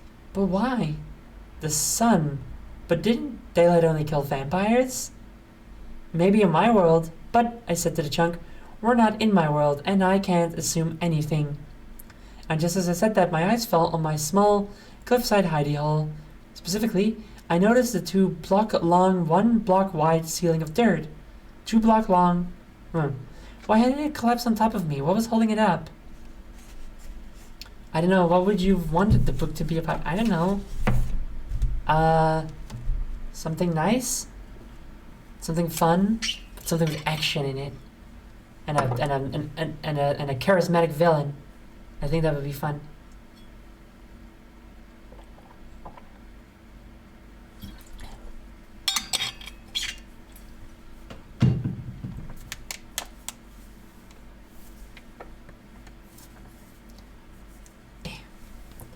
Oh! Wait, I'm now noticing something. Sorry, I noticed why the audio is less good now. It's because I didn't apply a noise gain filter yet. Whoops, noise gate. Sorry, so you can hear my computer. That's it. Sorry, everyone. Testing, testing. Blah, blah, blah. Pop, beep, pop. Okay, should be good. That's okay. You know, just say, I don't know, just write about something fun. That would be fun to read by me, I guess. Just you could figure it out. Moving on. And just as I said that, my eyes fell on my small cliffside hidey hole. Specifically, I noticed the 2 block long, 1 block wide ceiling of dirt. Why hadn't it collapsed on top of me? What was holding it up?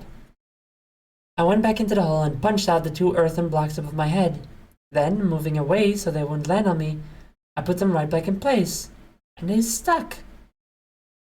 Cool, I smiled, feeling a surge of confidence. Other than hyper-healing, the ability to stick dirt blocks to each other was a huge advantage of this world. It meant that I could build a shelter without nails or cement or whatever keeps houses up. That's assuming, of course, that there wouldn't be a natural sanctuary waiting for me somewhere out there. I hiked to the top of the hill, scanned the entire length of the island, checking the north and south slopes just to be sure, then heaved a heavy sigh of disappointment. There was no cave, no hole, no move right in fortress. I noticed the cow, 2 of them actually, grazing at the bottom of the western slope, munching and mooing to their heart's content. Well, I called down to them, my eyes now fixed on the trees. At least I was right about the sun chasing those monsters away. The light had definitely banished whatever had been lurking in the woods the night before, but where had they gone? Did they walk out of the sea, out of the sea at dusk? Where did they come from, in fact, Cotton Eye Joe? Did they walk out of the sea at dusk, or crawl out of the ground like in some cheesy horror movie? No, they just kind of appear. I'd probably know a lot sooner than I wanted to. Even though dawn had only been a few minutes ago, the sun was already halfway at noon. How short are the days here? I asked the contented cows, and if they could have spoken, they probably would have answered, short enough to stop wasting time. Thanks, I said sarcastically, to what you imagine the cows would say. It's not a real thing, you're just making it up. then turned to climb back down what I was now calling Disappointment Hill. For a moment I hesitated, wondering if I should build a signal fire. Isn't that what people do when they were marooned on an island? Maybe, but I had no idea how to do it. What I did know how to do, though, was dig. Using nothing but my hands, I punched out enough dirt blocks to spell the word help. The word help in all caps. Maybe a low-flying airplane or even a high-flying satellite will see it. I thought, someone will come along. Well, I mean, not for long, because, like, grass is gonna grow in the dirt, you know? So, unless you dug deep enough to reach rock, I guess. Anyway. I was still clinging to the idea that somebody was going to swoop in and save me, that all I had to do was last a night or two until they did. I might have accepted that this was a whole new world, but I didn't stop to consider that what that really meant. I would, though, later, when I got myself lost at sea. Again. But I'm getting ahead of myself. With a watchful eye on the sun, I trudged back down the eastern slope. I thought about building a dirt hut from my hole in the cliff, but when I looked at the narrow opening, I figured it'd be a lot safer just to burrow deeper. That way I'd have a whole hill between me and danger, instead of a flimsy dirt walls. But how to do that? I couldn't tunnel through stone with my bare hands. Could I? Don't assume anything, I reminded myself, raising my fist to the smooth gray wall. You already have a distance punch superpower. Maybe that punch can break rocks. Hey, I don't think this is how it works, but in Smash Brothers, if you play as Steve, can you, like, punch people from a distance? You cannot, right? That's not a thing. I think. I would think that's not a thing, right? And if it's not, that means that Max Brooks, author of World War II, did better research into Minecraft than Masahiro Sakurai did. Get him back out of retirement. He has to fix Smash Brothers, so Steve can be more accurate. He's rested for long enough. God, I hope he's resting. Do you think he's still, like, working on stuff? Do you think he's still, like, doing patches? Surely not, right? Surely he gets to, like, take a nice, well-deserved break now and play more Smash Brothers with Toby Fox and get his ass kicked, you know? Whew.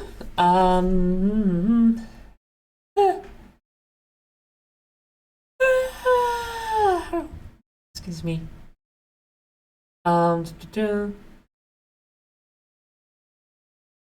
Don't assume anything, I reminded myself, raising my fist to the smooth gray wall.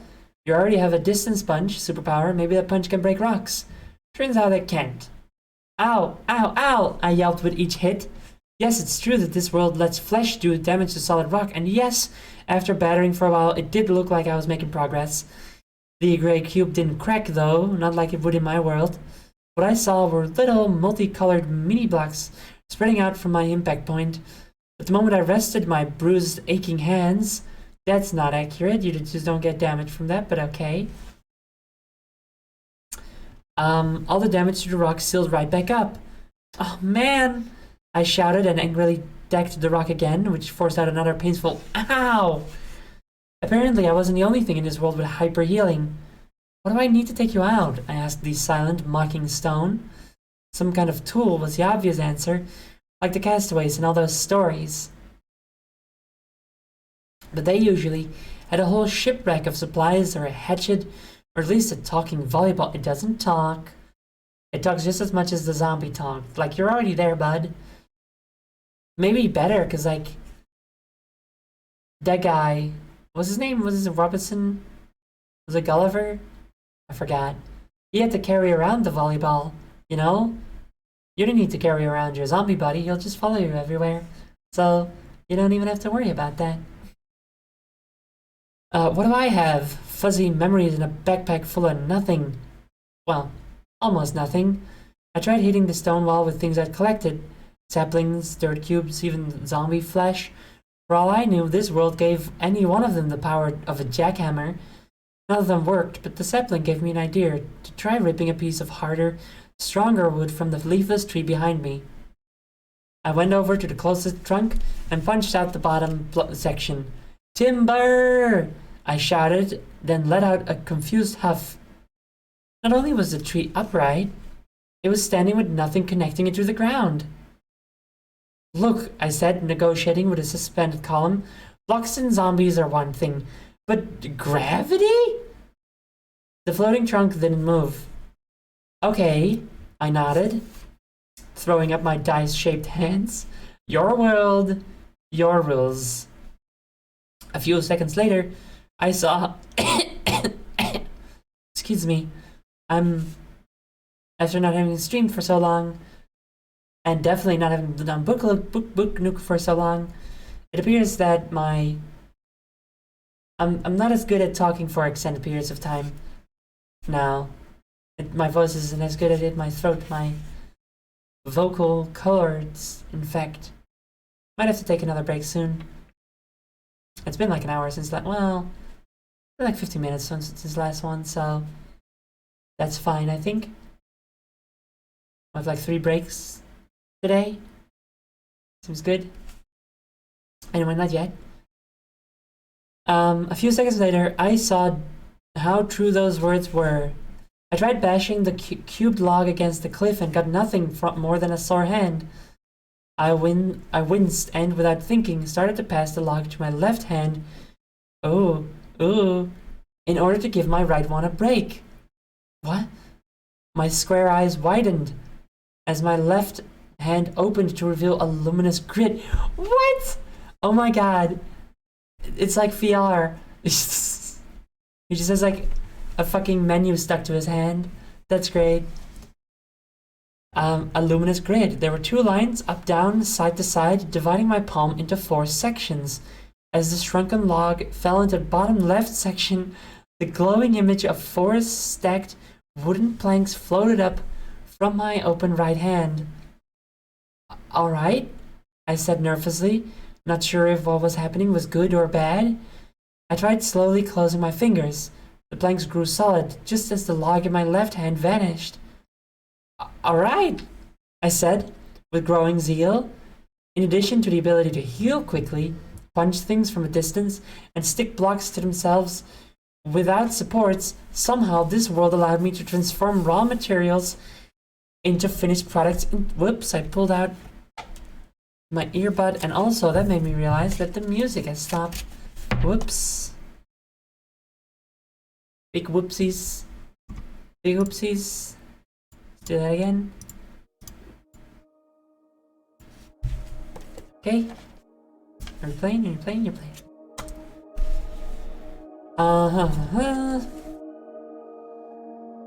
In addition to the transform raw materials into finished products in seconds. How long would that task have taken in my world? How many hours of chopping, measuring, sawing, and sanding? And that's assuming I already knew how to do any of that. This world let me be a master crafter just by changing hands. What can I make with these? I wondered, passing the stacked planks to my left hand. This time, a tiny wooden mini-cube floated above my right. A button, I breathed. Somehow he just knows it's a button, sure. Not the kind for clothes, but the kind you press. At spinning, literally dizzy with new discoveries, I could only imagine what would happen when I pressed it. What would the button transform whatever it was stuck to into? Would the button transform whatever it was stuck to into something completely different? Would it transform me? Or maybe it would raise up a giant gleaming fortress that held a white-haired spirit who would answer all my questions and teach me how to use my powers. Didn't that happen in a movie? I wouldn't know. Does not sound familiar to me. Was this the key to sending me home? "I'm ready," I shouted to the heavens, my shaking hand reaching out for the all-powerful, all-important button. Click. Right. I sighed, hearing the wah-wah of a trombone in my head. So much for all the answers. But looking down at the remaining wood, I said, "But maybe you've still got a few." I spread the 3 planks the 3 planks out among the 4 spaces in my hand and got nothing. But as soon as I took one away, the other 2, sitting one above the other, projected the image of 4 long, sturdy sticks. The only inaccuracy that I see right now, other than something I said earlier that I already forgot, so it's probably not that important, is that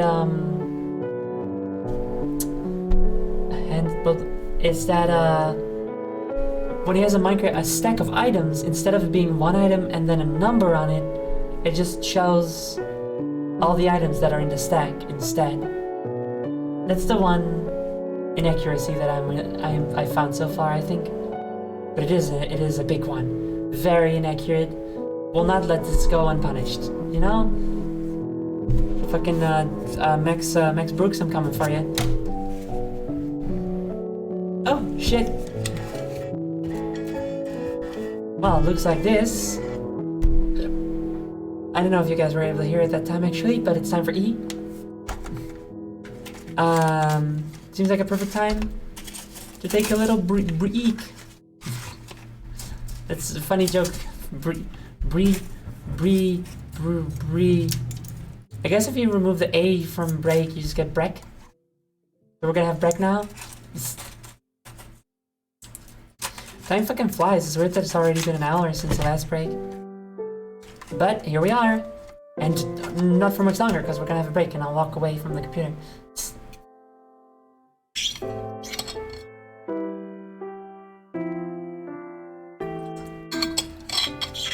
So, I will, break time, yes. Because, we're gonna have a break. Get some stretchies again, get some water again, snackies maybe.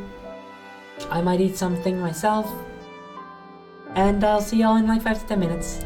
Bye bye, everyone. Bye bye.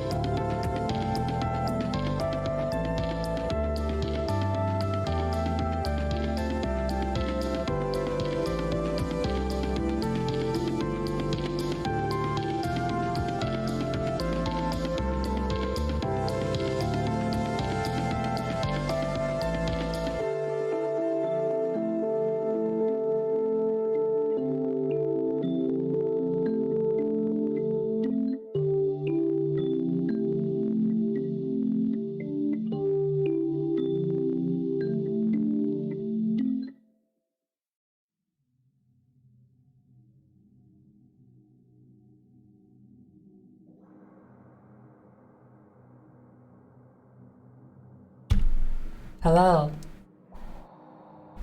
Hello? You can hear me now, right? I'm here?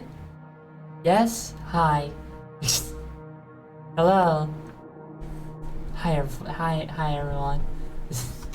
I'm back now. Sorry, I accidentally muted myself by accident, which is not, or well rather I hadn't muted myself, don't worry about it. It's good now. We're back, or let's read more. Here we go! Books. Posture real good, like. Hold on a second, I'm turning that shit off. I turn on like some settings to, that I thought would make the character, like me, look a little more dynamic, and it does, but it also, don't do stuff all good. It makes me like drift. Okay, hi. So,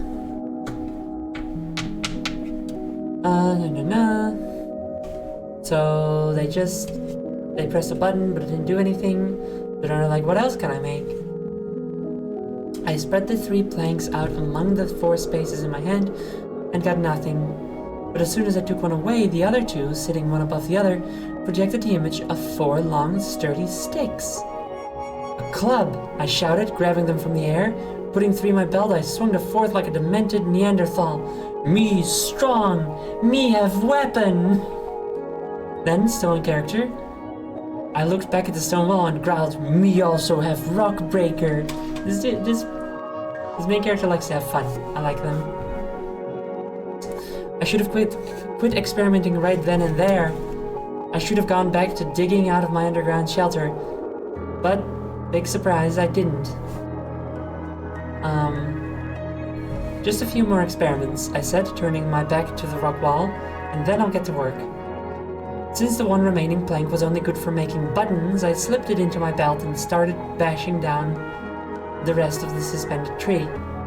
I divided the new planks among all the 4 sections of my hand, and gaped in wonder at the ghostly image they produced. This cube seems to have all kinds of tools hanging from its sides.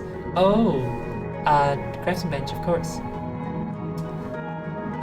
Here we go, I shouted, grabbing this new game changer. It didn't matter that the tools were as painted on as my clothes. The whole workbench, or crafting table, was a tool.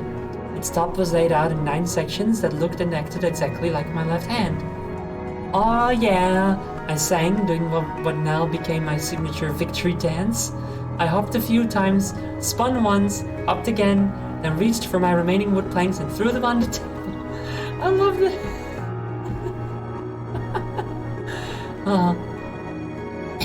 I just love that his movement is like actually restricted, just like in the way it is in Minecraft, like his body movement. So when he dances, it just like hops and spins. So fun. Let's get crafting. My first few results were, let's just say, less than stellar. Placing 2 planks side by side got me a thin, almost full block wide square. Placing the square on the ground and stepping on it got me the same anticlimactic click as the button. 3 planks across got me a 6 half cube.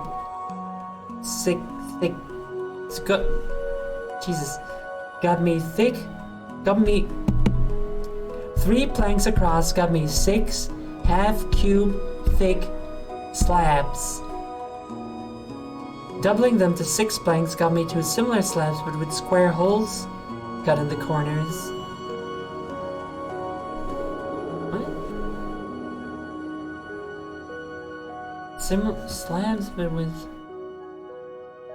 square holes cut in the corners? What is that? Isn't that like a... What do you call that? Trapdoor? I love how the protagonist goes, why am I here? Where am I? What purpose could I possibly serve in this unforgiving world? And then one night passes and they're like, hee hee, I make stick. Yeah, they're having like fun. They're making the best of it, and it's nice. It's fun. Fun to read. But I don't know what this thing is. I placed one down on the ground, walked around it, stepped on it to no effect, and tried to punch it back up again. Okay, yeah. Instead of shrinking into my hand, the slab tilted upwards like a hatch. Right, okay, yeah, so it is a hatch. Awesome, I thought. Now I don't need hinges. This theory was further proved when I tried a combination of 6 upright planks and got 3 full-size doors. Can we fucking address how annoying it is to get 3 doors? Because then if you want to make like a double-sided door, you just get like an extra door and like you're like, what the fuck am I gonna do with this? I'm not gonna use this. You know? Am I the only one that thinks that way? Because I think that way. That's how I think. You know? I always end up with that extra door and I'm like, what the fuck are you, what do you expect me to do with this? You know? Anyway. I set one down on the ground, saw that it remained standing, then reached out to open it. And yes, the freestanding door swung open with a totally normal creaking sound. Now I know what you're thinking, okay? Why not just quit the crafting and get right to work making a house for this door? Or at the very least, dig a rabbit hole in the ground and cover it with the hatch. Believe me, I thought about it. And I really was going to get to it eventually, but I couldn't stop without making the hand tools I saw on the sides of the crafting table. I mean, if this world had put them there, then they had to exist. So why wasn't I able to make them? I felt like those hand tools were just one more combination away. After all, I'd made so much progress and even picked up another lesson in the process. Figuring out the rules turns them from enemies into friends. Just a few more tries, I promised, placing a plank on every section of the table. When that got me nothing, I happened by sheer chance to take the middle one out first. Instantly, the image of a box appeared, and I didn't mean a box-shaped something. I mean an actual box. I put it down in front of me and opened the hingeless lid. It seemed to be a fixed version of my pack, with just as many compartments. Figures, I huffed, tons more storage and nothing to store. And on the subject of emptiness, my next experiment, 3 planks in a V, got me 4 empty wooden bowls. Instinctively, I pictured filling them with all kinds of soups and stews. Sorry, but there's only one, I think, at the time of the writing of this book. There's more stuff now, I believe. You can make soups, right? But I don't know, maybe you could make soups at this point, but I think it was just mushroom stew at that time. Which is very funny to me that it took like years or some shit for them to add anything else you could do with the bowl. You could make a bowl, you could put mushroom stew in it, and that was it. That was the only thing you could do with the bowl. For years! Just this very general purpose, except just the one purpose item. And that's funny to me.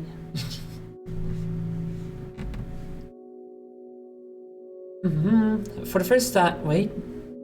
Instinctively, I pictured filling them with all kinds of soups and stews. Mouth-watering, I reached for an apple. The first time, though, my hand refused to move. And a second later, I realized why. I wasn't hungry. This world only let me eat when I needed to, not when I wanted to. Well, that's not fun, I told the apple. But at least I'll never waste food, if I can find any more. Looking at the leafless tree trunks, I wondered if I shouldn't try searching for more apples before it got dark. But before I did that, I really had to get moving on that shelter. But before I did that, just one more try. I put another load of planks on the crafting table, adding a few more to change the V to U. At first I thought I'd just made another bowl, but larger and more oval-shaped, like a tub or a boat, I shouted, yanking it from the ether. With it still miniaturized in my hand, I ran up over Disappointment Hill. Hey guys, I shouted to the grazing animals. Check this out, I got a boat! I love these animals. And I love how much they love the animals. The sheep and cows glanced up casually, then got back to more important munching. Hi Doggy Revolver, hi! How are you doing? Welcome.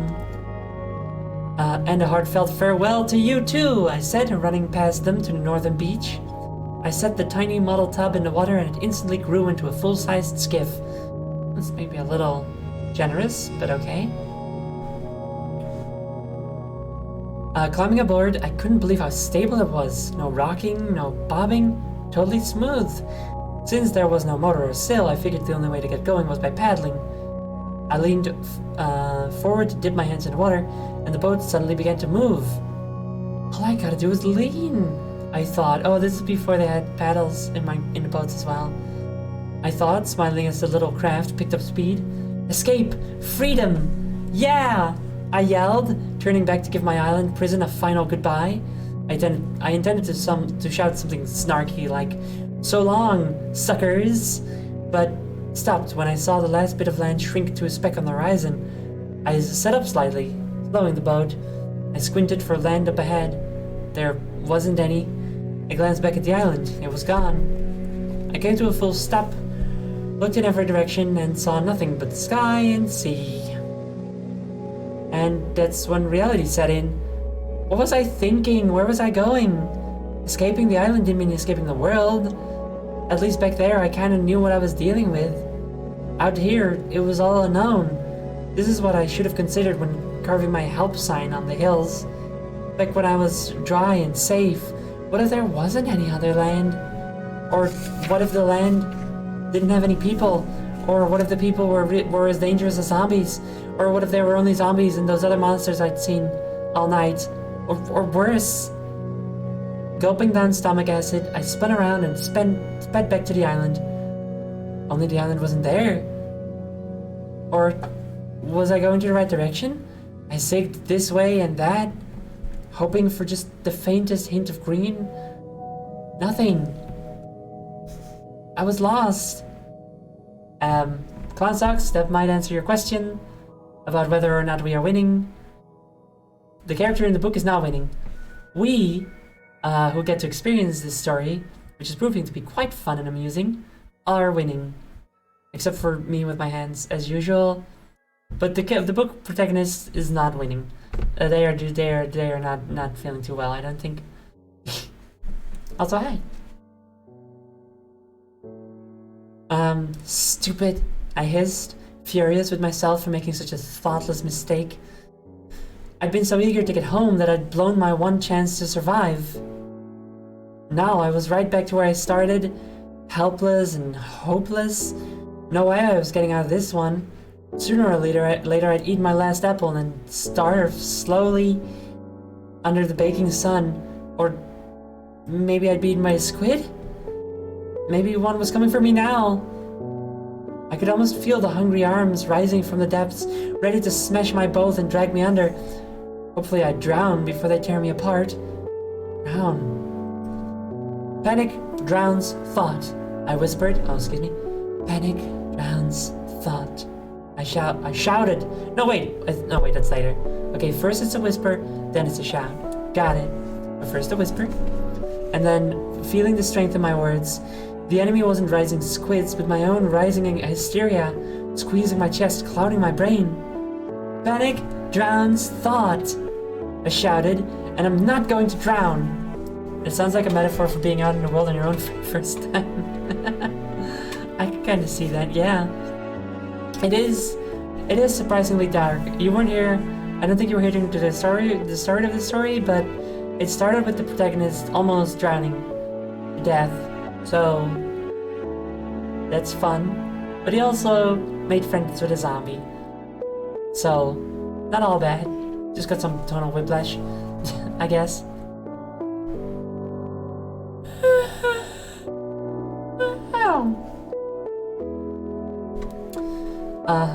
I reached into my belt, not for the apple, but for a cube of dirt. Fittingly, I still had plenty from the help sign. I closed my eyes and inhaled its rich, grounding scent. Let's go find the rest of you, I told it. We have to be close, there's no current and the breeze can't have blown us too far off. The breeze? So far I'd only noticed it gusting east to west. I looked up to the clouds that matched their movement with the line of the setting sun.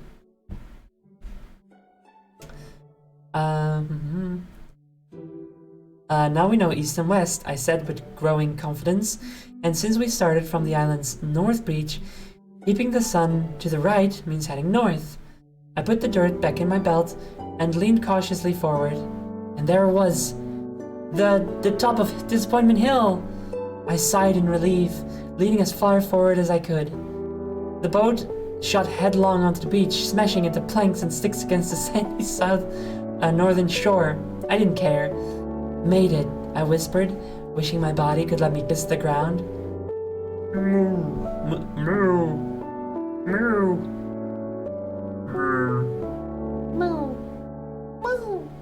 How do you do a moo noise? Moo. Whatever. Moo called an approaching cow, its voice heavy with criticism. I know, I said, getting out of the water and collecting the remains of my boat. I wasn't thinking. Moo, said the cow. You're right, I answered. I've got to think before I act, and that doesn't just mean figuring out my next move. I need a clear, long-term strategy if I'm gonna survive this world. Moo, agreed the cow. I've got to focus on covering the basics, I continued. Stockpiling food, building a secure shelter, crafting tools and weapons, and whatever else I'll need to make my life more comfortable. I began pacing back and forth, unpathetically gesturing to the watching animal. I've gotta turn this island into a comfort zone, a safe space where I can learn all I can about how this world works. And then, when I've got all the basics covered, I can start asking the really big questions, like how I got here, or how I got home, or why my hands aren't cooperating as usual. And just as I considered those big questions, an even bigger... Fuck, I'm just... Okay, hands, whatever. An even bigger, scarier one came to mind. Can I do it? I asked myself, all by myself with no help, no one to help me? I stared down at my painted shoes. No one to protect or guide, or... I could barely get the words out. Take care of me? You're like a child? Was this person a child originally? It's Minecraft, so that's not too surprising. I closed my eyes, trying to remember something, anything about who I was.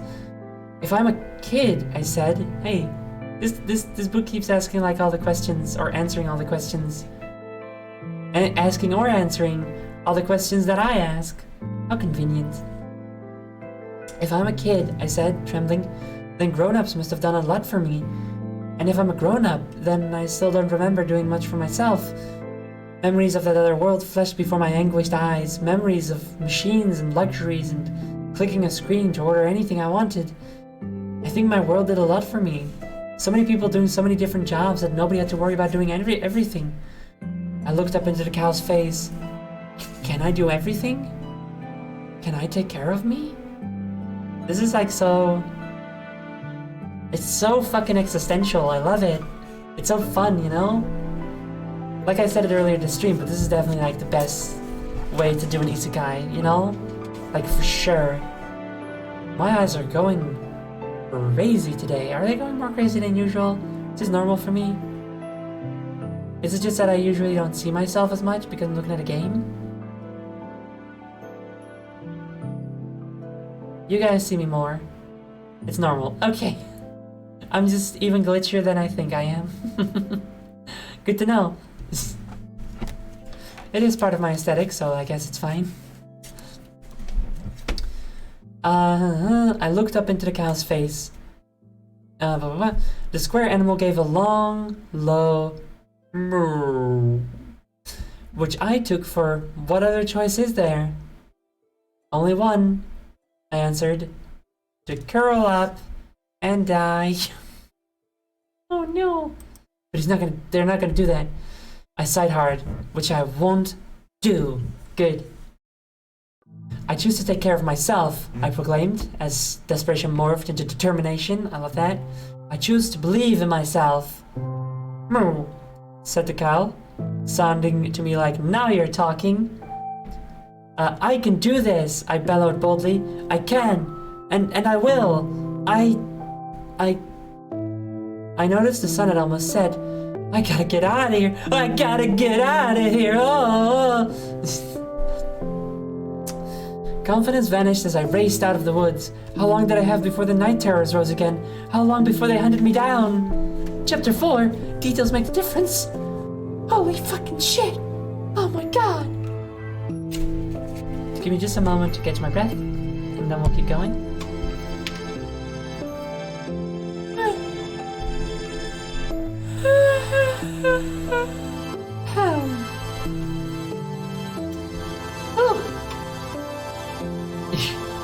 It's fucking great. I love that it's also a conversation with a cow.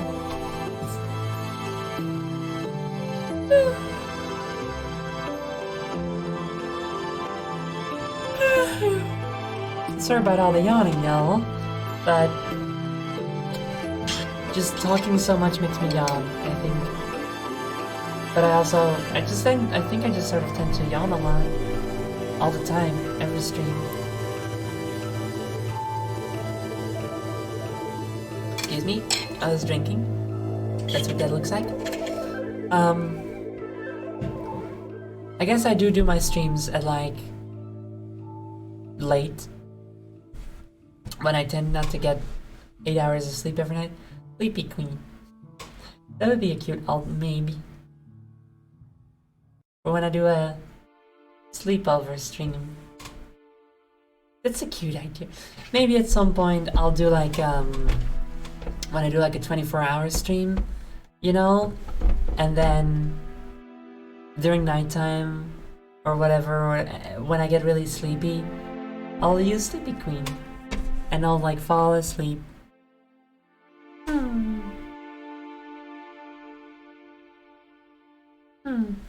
Won't that be nice? Instead of crown, Sleepy Queen has a little nightcap. Yeah, of course, still the gauntlets and the nightcap. Definitely a nightcap. It'll have the logo on it, but nightcap. I think that would be cute.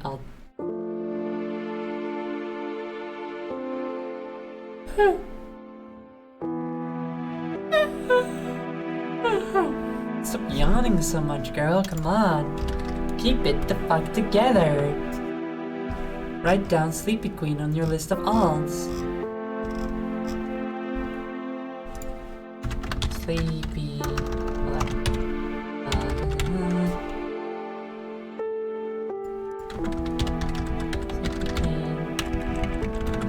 Let's count my alls. 1, 2, 3, 4, 5, 6, 7, 8, 9, 10. Well, all that years, of course. 11, 12, 13, 14, 15, 16, 17, 18, 19.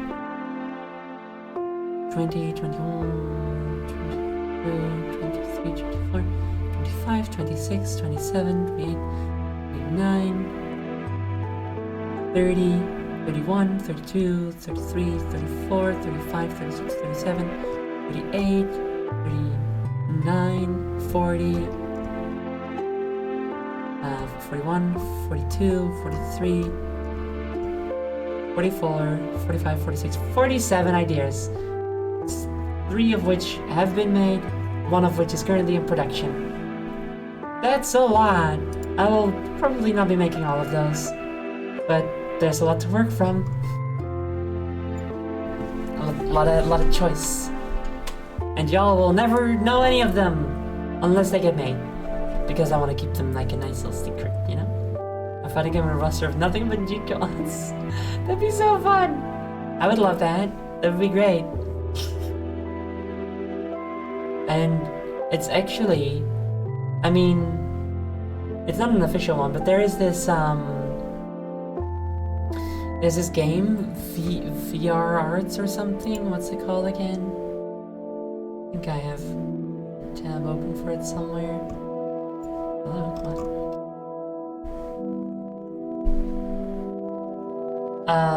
VRAST, which is a fighting game, a 3D fighting game where you can put VRM files, meaning VTuber models, and then you can assign the moves and specials and stuff, and you can play a fighting game with them. So it exists, kind of. I mean, I can put the models in there, and then it will work to a degree. Although if I were to get a fighting game, I would definitely prefer it to be a platform fighter. The name is hold on. VRAST. VRAST. All capital is like VRAST. Like this. This is it. Right there. In chat. You could Rivals of Ether, dude. Like the getting a game, that's like, no, probably not. But you know, getting a finished game, that is, other than the thing I'm already in. But getting a mod for Rivals of Ether, that's the dream, you know, and that feels achievable. I feel like that's possible. That could happen, you know? I could see myself getting big enough that maybe a couple talented fans, they get together and they make a sprite sheet and they code the moves and stuff. I could see it happen. And it'd be fucking awesome. You know? Arguably I could do it myself. That's what I studied, making games and stuff. But I'm too busy. Whew. Anyway, let's get back to the readies. Let's keep going for half an hour more. Or like until this chapter ends. We'll see. Honestly, Gauntlet Queen Robo Blast 2 is possible. I just forget. how to do Lua. Oh yeah, that would be very fun too. I would also love to be in that card racer that they made for Roboblast 2. Did they make that for Robo? I think so. Anyway, yeah, that's totally possible. That would be fun. I feel like making a Source mod might be possible. Who knows? Yes, that's RP2K. Yeah, I like that one. I mean, I haven't played it in a very long time, but I don't know, it's fun when it exists, and it's got like so much modding and stuff. Anyway, Chapter 4, Details Make the Difference. Here we go. Excuse me, I'm gonna yawn again instead.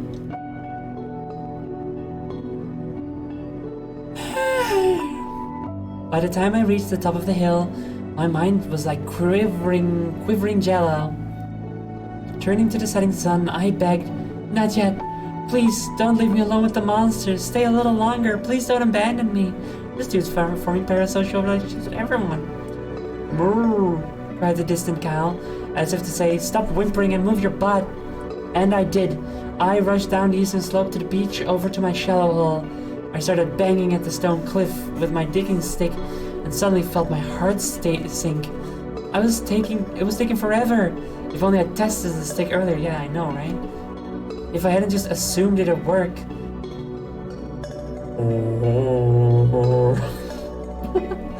The soft moan floated through the night air. Another zombie was coming. I jumped at the sound, dropping my stick and looked frantically around. Just like the lesson about not assuming, I'd also completely lost a mantra about drowning thought. I was in full panic mode now. A trapped rat waiting for an undead cat. That's scary. Came a louder, closer moan. I looked down for my stick. It was gone, maybe hovering close by, but in the growing darkness I couldn't see it. Gargled the ghoul. I looked up at the hilltop and saw my foe. I reached into my belt for one of the other 3 sticks. My hand brushed the earthen cubes. Build! The zombie was starting down the slope toward me. Something glinted in its grasp. A weapon? I raced to create a hovel around myself, slamming dirt blocks down into walls. Yes, I suppose I could have and should have just locked myself back up in the hole. It would have been the quicker, easier choice, but the thought of being buried alive again, passively pinned in an upright grave, was enough to squeeze the air from my chest. The zombie was only 20 steps away. I jammed the door in place. 10 steps. I finished the walls and realized I didn't have enough dirt for a roof. 5 steps. I grabbed a wooden slab from my belt, throwing it up against the corner wall. It thudded with the impact of a rotted foot. What? It thudded with the impact of a rotted foot? What? Wood. You put the wood down, and it thudded with the impact of a rotted foot? Do they mean to say that at the same moment that they place the wood, they could hear the zombie take a step? Is that what they mean? It's a bit confusing, right?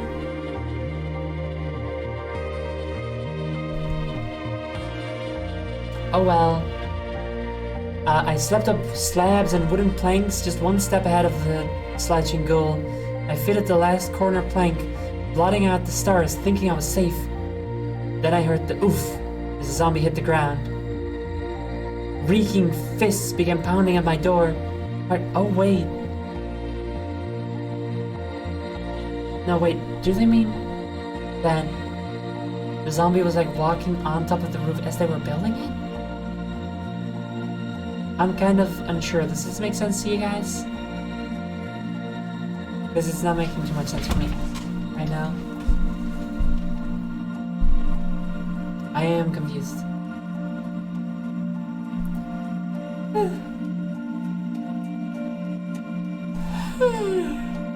How long is this chapter? Oh, it's a while. Probably not gonna finish the whole chapter. It might have been the zombie kicking at the door. At least that's what makes No, because it then says that the zombie then starts bashing at the door, you know? I have to dial in Minecraft to see what's going on. I don't know if I can recreate this exact scenario. Scenario, where art thou? I guess. I don't think I can act that out right now. It'll take a lot of setting up. Speaking of which, I'm now wondering if anyone has like made a movie adaptation of a series adaptation of this where they actually make it in Minecraft, you know? I gotta see, hold on a second. Hope we don't get spoilers for looking this up on YouTube.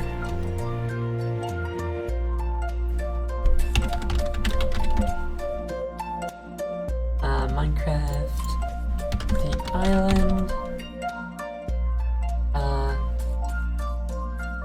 What would you call it? In game?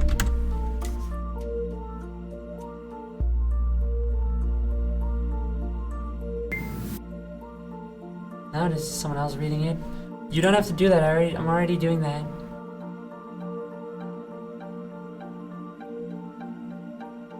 I'm not seeing it.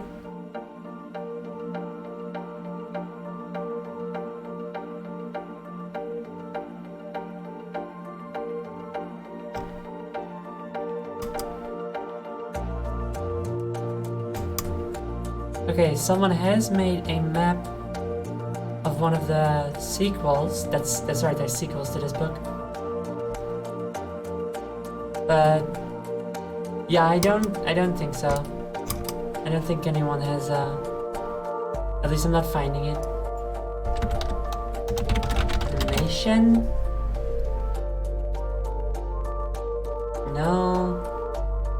Just other stuff with the word island on it. Okay, someone has made. I'm not gonna watch this. I'm not gonna judge it.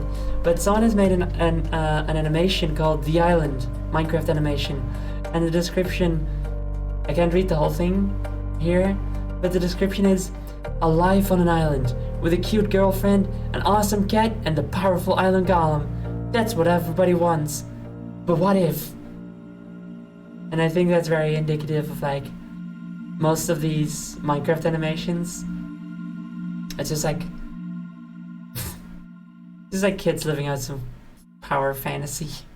I do like that they have a cat though. That's fun. But no, I don't see the book we are currently reading in animation or in-game form. Very sad. Very interesting. But what if indeed? I know, right? It does make you wonder. It might be the life, but there's something else. There's a what if, you know? So yeah, but what if? But what if? Like obviously there's more in the description if I were to click on it on the video. But I just love the idea that that's just what it is. But what if?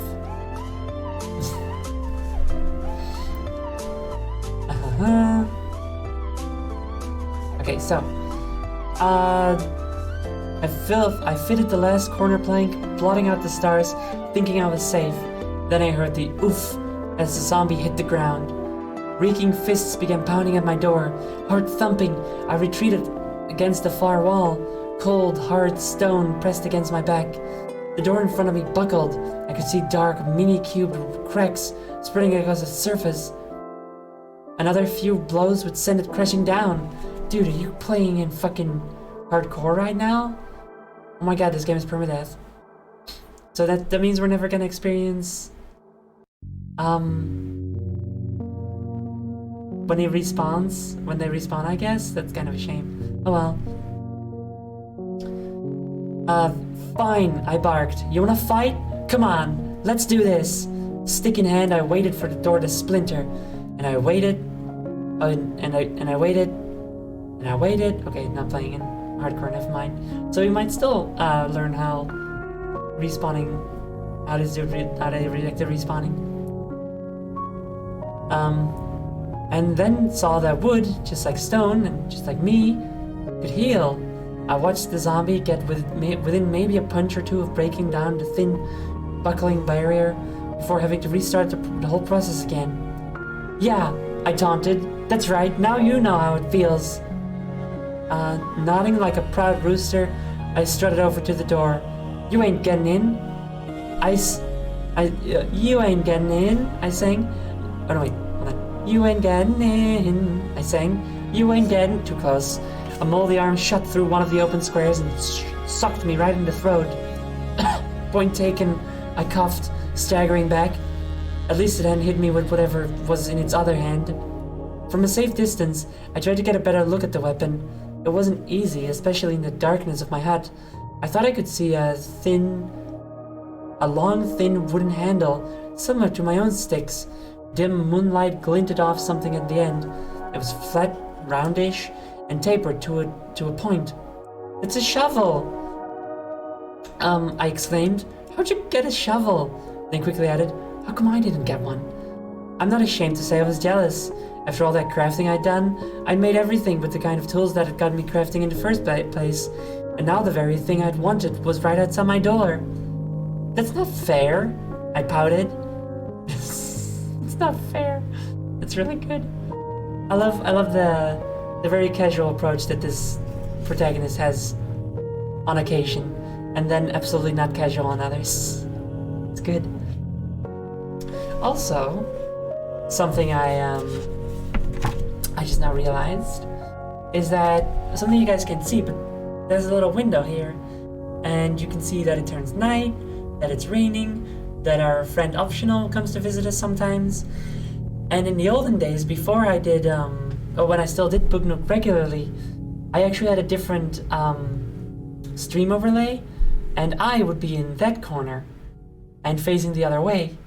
And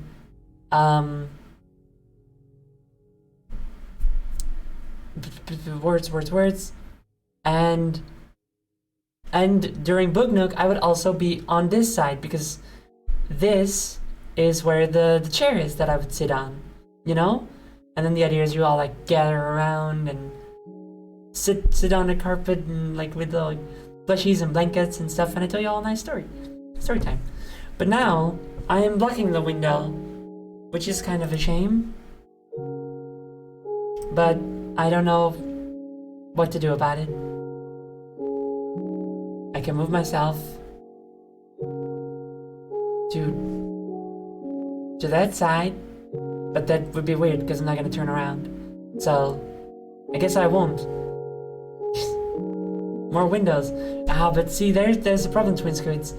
This is a live feed. I'm not actually here right now. I don't actually exist in Minecraft. I'm very sorry to tell you all this. And it's not even a live feed. It's a recording from like a year ago.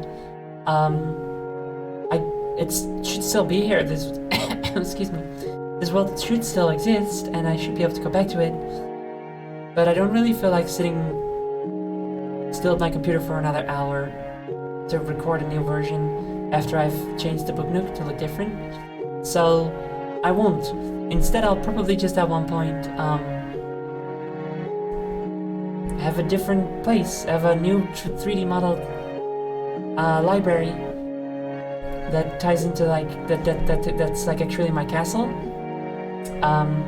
instead of in Minecraft, because that would be, this is super fitting now, but it's like I always have this with every Book Nook, even if it's not Minecraft related. So you know what I mean? having a 3D, having a library that's not Minecraft will fit better with books that aren't Minecraft. But that's a ways away. I've got too many plans before then. And for now, the first plan is to continue reading. Here I go. That's not fair, I pouted. The zombie growled back, saying what I'm sure anyone would have said to me at that moment. Life's not fair, and winning won't make it fair. Whining won't make it fair. Yeah, well, I said, cooling down and squinting hard at the shovel. But how'd you get one anyway? The tool's head didn't look wooden. It was lighter, more reflective. Is that metal? I asked. The ghoul groaned. Even if it is, it doesn't help me in here, does it? But I squinted at the shovel again, studying it from a whole new angle. But if this world lets you combine a wooden handle with something else to make the head, asked the zombie, then why can't that head also be made out of wood? The zombie groaned again, and I'm 99% sure that groan sounded like duh. Whipping up another crafting table, my original was still outside, I placed a stick in the... wasting wood on multiple crafting benches. I would never. Whipping up another crafting table, my original was still outside. I placed a stick on the center square and a wooden plank above it, and got squat. This time, the zombie moan sounded like laughter. What do you expect? I shot back. Instant success? Even if I had, I wasn't going to let my undead tormentor know that. You almost never get something right the first try. I tried reversing the arrangement, stick above the plank, and came up with another big helping of bupkis, in fact, even. I'll get it, I reassured the ghoul. I'm not giving up. I glanced again at the shovel, making sure I wasn't missing some minor but important detail. I was. A closer look showed me that the shovel's handle was twice as long as my sticks. I moved the plank to the center square, top center square, and placed 2 sticks above it. Woohoo! I howled at a near duplicate of the zombie's shovel. Talking so hard, you guys. I snatched it from the air, whooped again, jumped into my victory dance, which, as you all remember, is hopping a couple times, spinning, and then hopping again, I think. I'm not actually sure if the extra hop is there, but it should be. And promptly banged my head on the low ceiling. Laugh it up, I told the zombie. Nothing's gonna spoil this moment. I pointed the shovel's head at the dirt floor and scooped up a cube with a few quick swipes. Don't ignore the details, I said. Details make the difference. I walked over to the back wall and gave the stone a whack. The wooden blade bounced off harmlessly. Just wanted to be sure, I said over my shoulder. If this thing works for dirt, then something else will work for rocks. I went to the crafting table and got all the remaining planks. You don't have any helpful crafting tips, do you? I asked the zombie. How to make, I don't know, hammer and chisel or steam drill? Dead eyes glared silently back. Never mind, I said. I got this. I made a couple more sticks and tried arranging them with 2 more planks into an upside-down L. What I got was a tool similar to a shovel, but with a longer, thinner, right-angled blade. What's this? I asked the zombie, showing it the strange implement. I fucking love. I love how he anthropomorphizes the zombies and animals and stuff. It's very fun, and well, what's important about it is that it creates more interesting dialogue than just, wow, I'm just reacting in private to something, you know? I think it's a good way to like get the dialogue flowing more. So, very smart, very good job. What's this? I asked the zombie, showing it the strange implement. I thought I remembered seeing something like it back in my world, something to do with soil. I tried to use it like a shovel, digging up a block from the floor. It worked, but not as quickly. This world wouldn't give me 2 digging tools, would it? And why would one work better than the other? I tried using the new whatchamacallit against the stone. It worked about as well as my fists. What's wrong with this thing? I grumbled, remembering how it felt to punch up grass with my new frustrating hands. Crazy.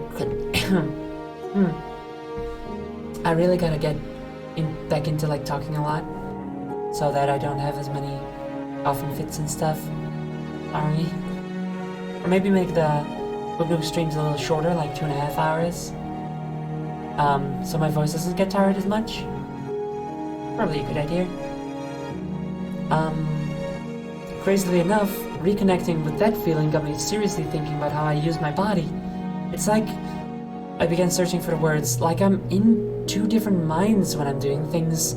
There's, I don't know, like an aggressive punch mode and a more passive use mode.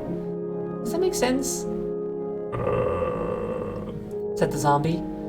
I know it sounds ridiculous, like something you'd hear from a mountaintop guru or a little green swamp alien who can lift a spaceship with his mind, but doesn't it kind of make sense? Trying to focus my thoughts... No, also it doesn't. Trying to focus my thoughts, I held this strange device against a square in the dirt floor. Restraining the urge to swing it like a shovel, I concentrated on careful thought. The tool swiped quickly and gently across the bare top of the square, taking the first layer of soil with it. Balance, I declared. Survival requires having both aggression and thoughtfulness. Hot and cool. Yin and... whatever the other one's called. Point is to keep them in balance. Gurgled the cadaver. You should try it sometimes, I told it. The thoughtful part, I mean. And just allowing myself to joke with my would-be killer unlocked another memory of this tool. This thing's called a hoe! Okay. So... I think they...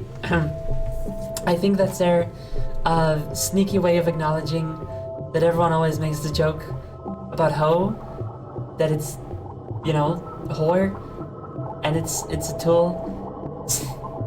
Everyone always calls it that, and then it's like, ha ha ha, get it? Like whore.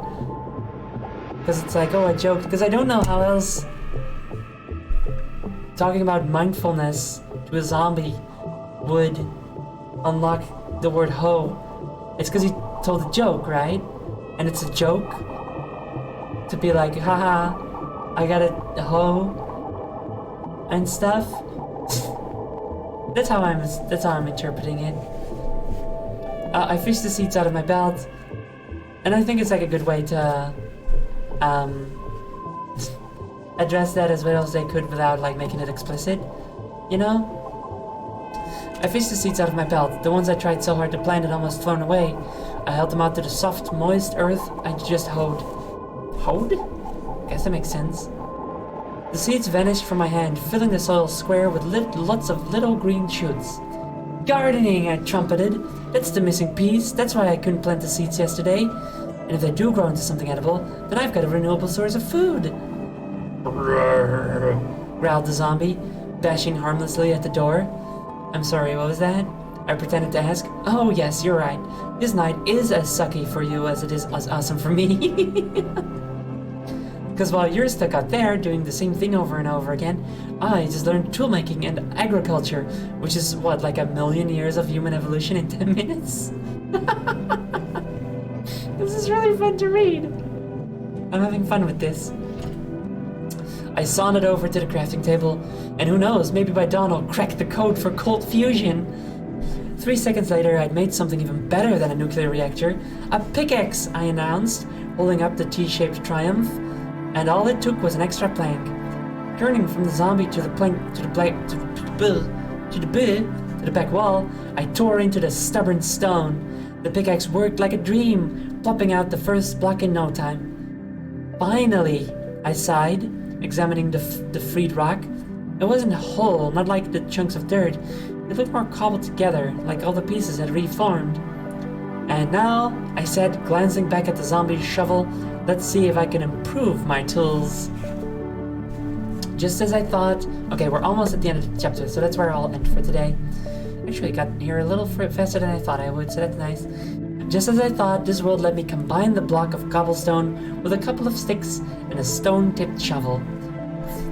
Into a stone-tipped shovel. Figuring out the rules, I crowed and tried using it on the dirt floor. The stone tip worked even faster than the wooden version, which could only mean the same for all the others.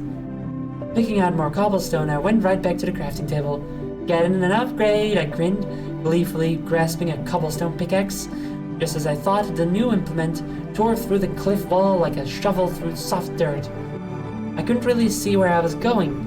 The deepening tunnel was too dark, but the constant flow of cobblestone into my backpack told me I was making serious progress. Now we're talking, I said, burrowing deeper and deeper into the hill. Uh-oh. Oh no, I think I might know what's gonna happen. A while ago, they wondered about, like, how monsters spawned. Did they crawl out of the dirt, or something else? and now we're getting payback to that. We're getting payoff for that because he's digging a tunnel that's getting real dark, and eventually he's gonna go back out, right?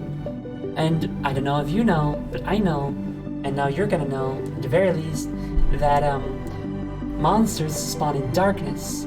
So, like, as long as it's dark enough and far away enough from the players, monsters can spawn. So, if a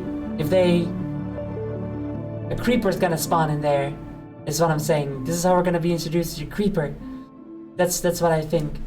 They're gonna go back into like the more bright area, and then they're gonna get blowed the fuck up, and then they're gonna die, and they're gonna respawn in the probably next chapter. Let's keep reading. Burrowing deeper and deeper into the hill. How's it feel, eh? I asked over my shoulder, knowing you and all those other beasties are never gonna get in here. Uh-oh. Yeah. They're totally setting themselves up for failure right here. Ironic failure. My answer came in a familiar, sharp, high... Here we go, I said, stepping out of the pitch-black hole and into the growing light of the dirt hut. Through the square holes in my door, I could see the rising sun and a now burning zombie. So you do die at dawn, I said, almost a little sorry for the dying soul. It gasped, flashing pink beneath a sheet of flames. Overcome with curiosity, I edged closer and closer towards the door. Oops, I said, as my feet accidentally uprooted the little shoots in the dirt floor. No! No matter, I thought, as they jumped right back into my belt. I'll just replant them outside once the zombie... I didn't even get to finish my thought. The burning beast suddenly vanished in a puff of smoke. Alright, no creeper yet. But it's sure to come. In the next chapter, which is chapter 5, be grateful for what you have. But that's for next time. We've been going for over 3 hours now. My voice is in dire need of a serious rest. And I had a really good time, so we're gonna end the stream now.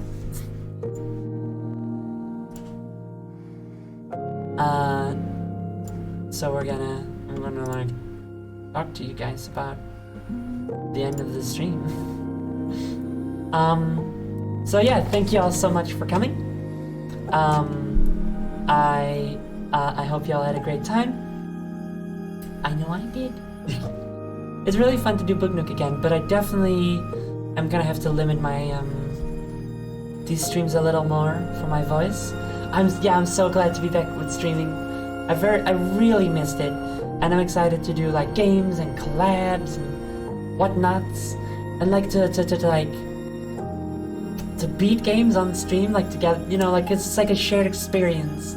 To be like, yes, you guys were here while we beat the game. It's like together, you know. I missed that. That's super fun. The Queen is back in town. Make them more limited in length, maybe for days when you want something short and relaxing. Yeah, maybe. I'm probably making like 2 hours or something.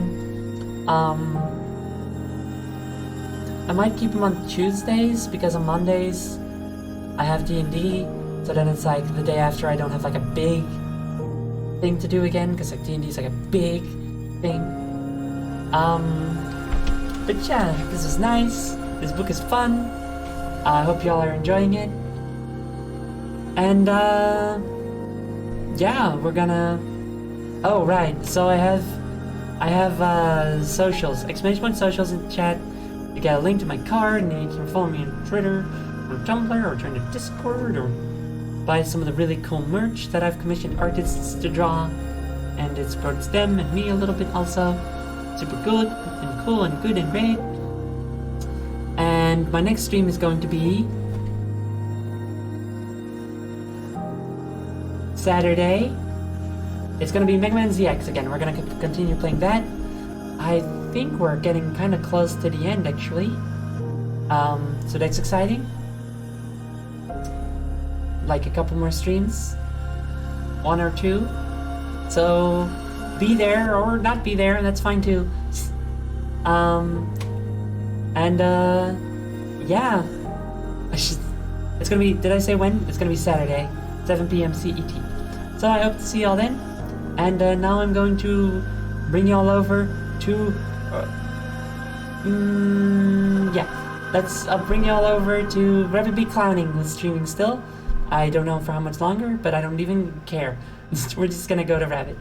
So, I should be able to do that just from here now. Create a channel. Here we go. Oh, she's doing, favorite villager, Animal Crossing villager, tier list, so that's fun. So say hi to her, tell her about tell her to form a parasocial relationship with a zombie. Thank you. Okay, see y'all, bye bye, love y'all, thanks so much for coming, it was really, I'm so glad I'm back, okay, bye.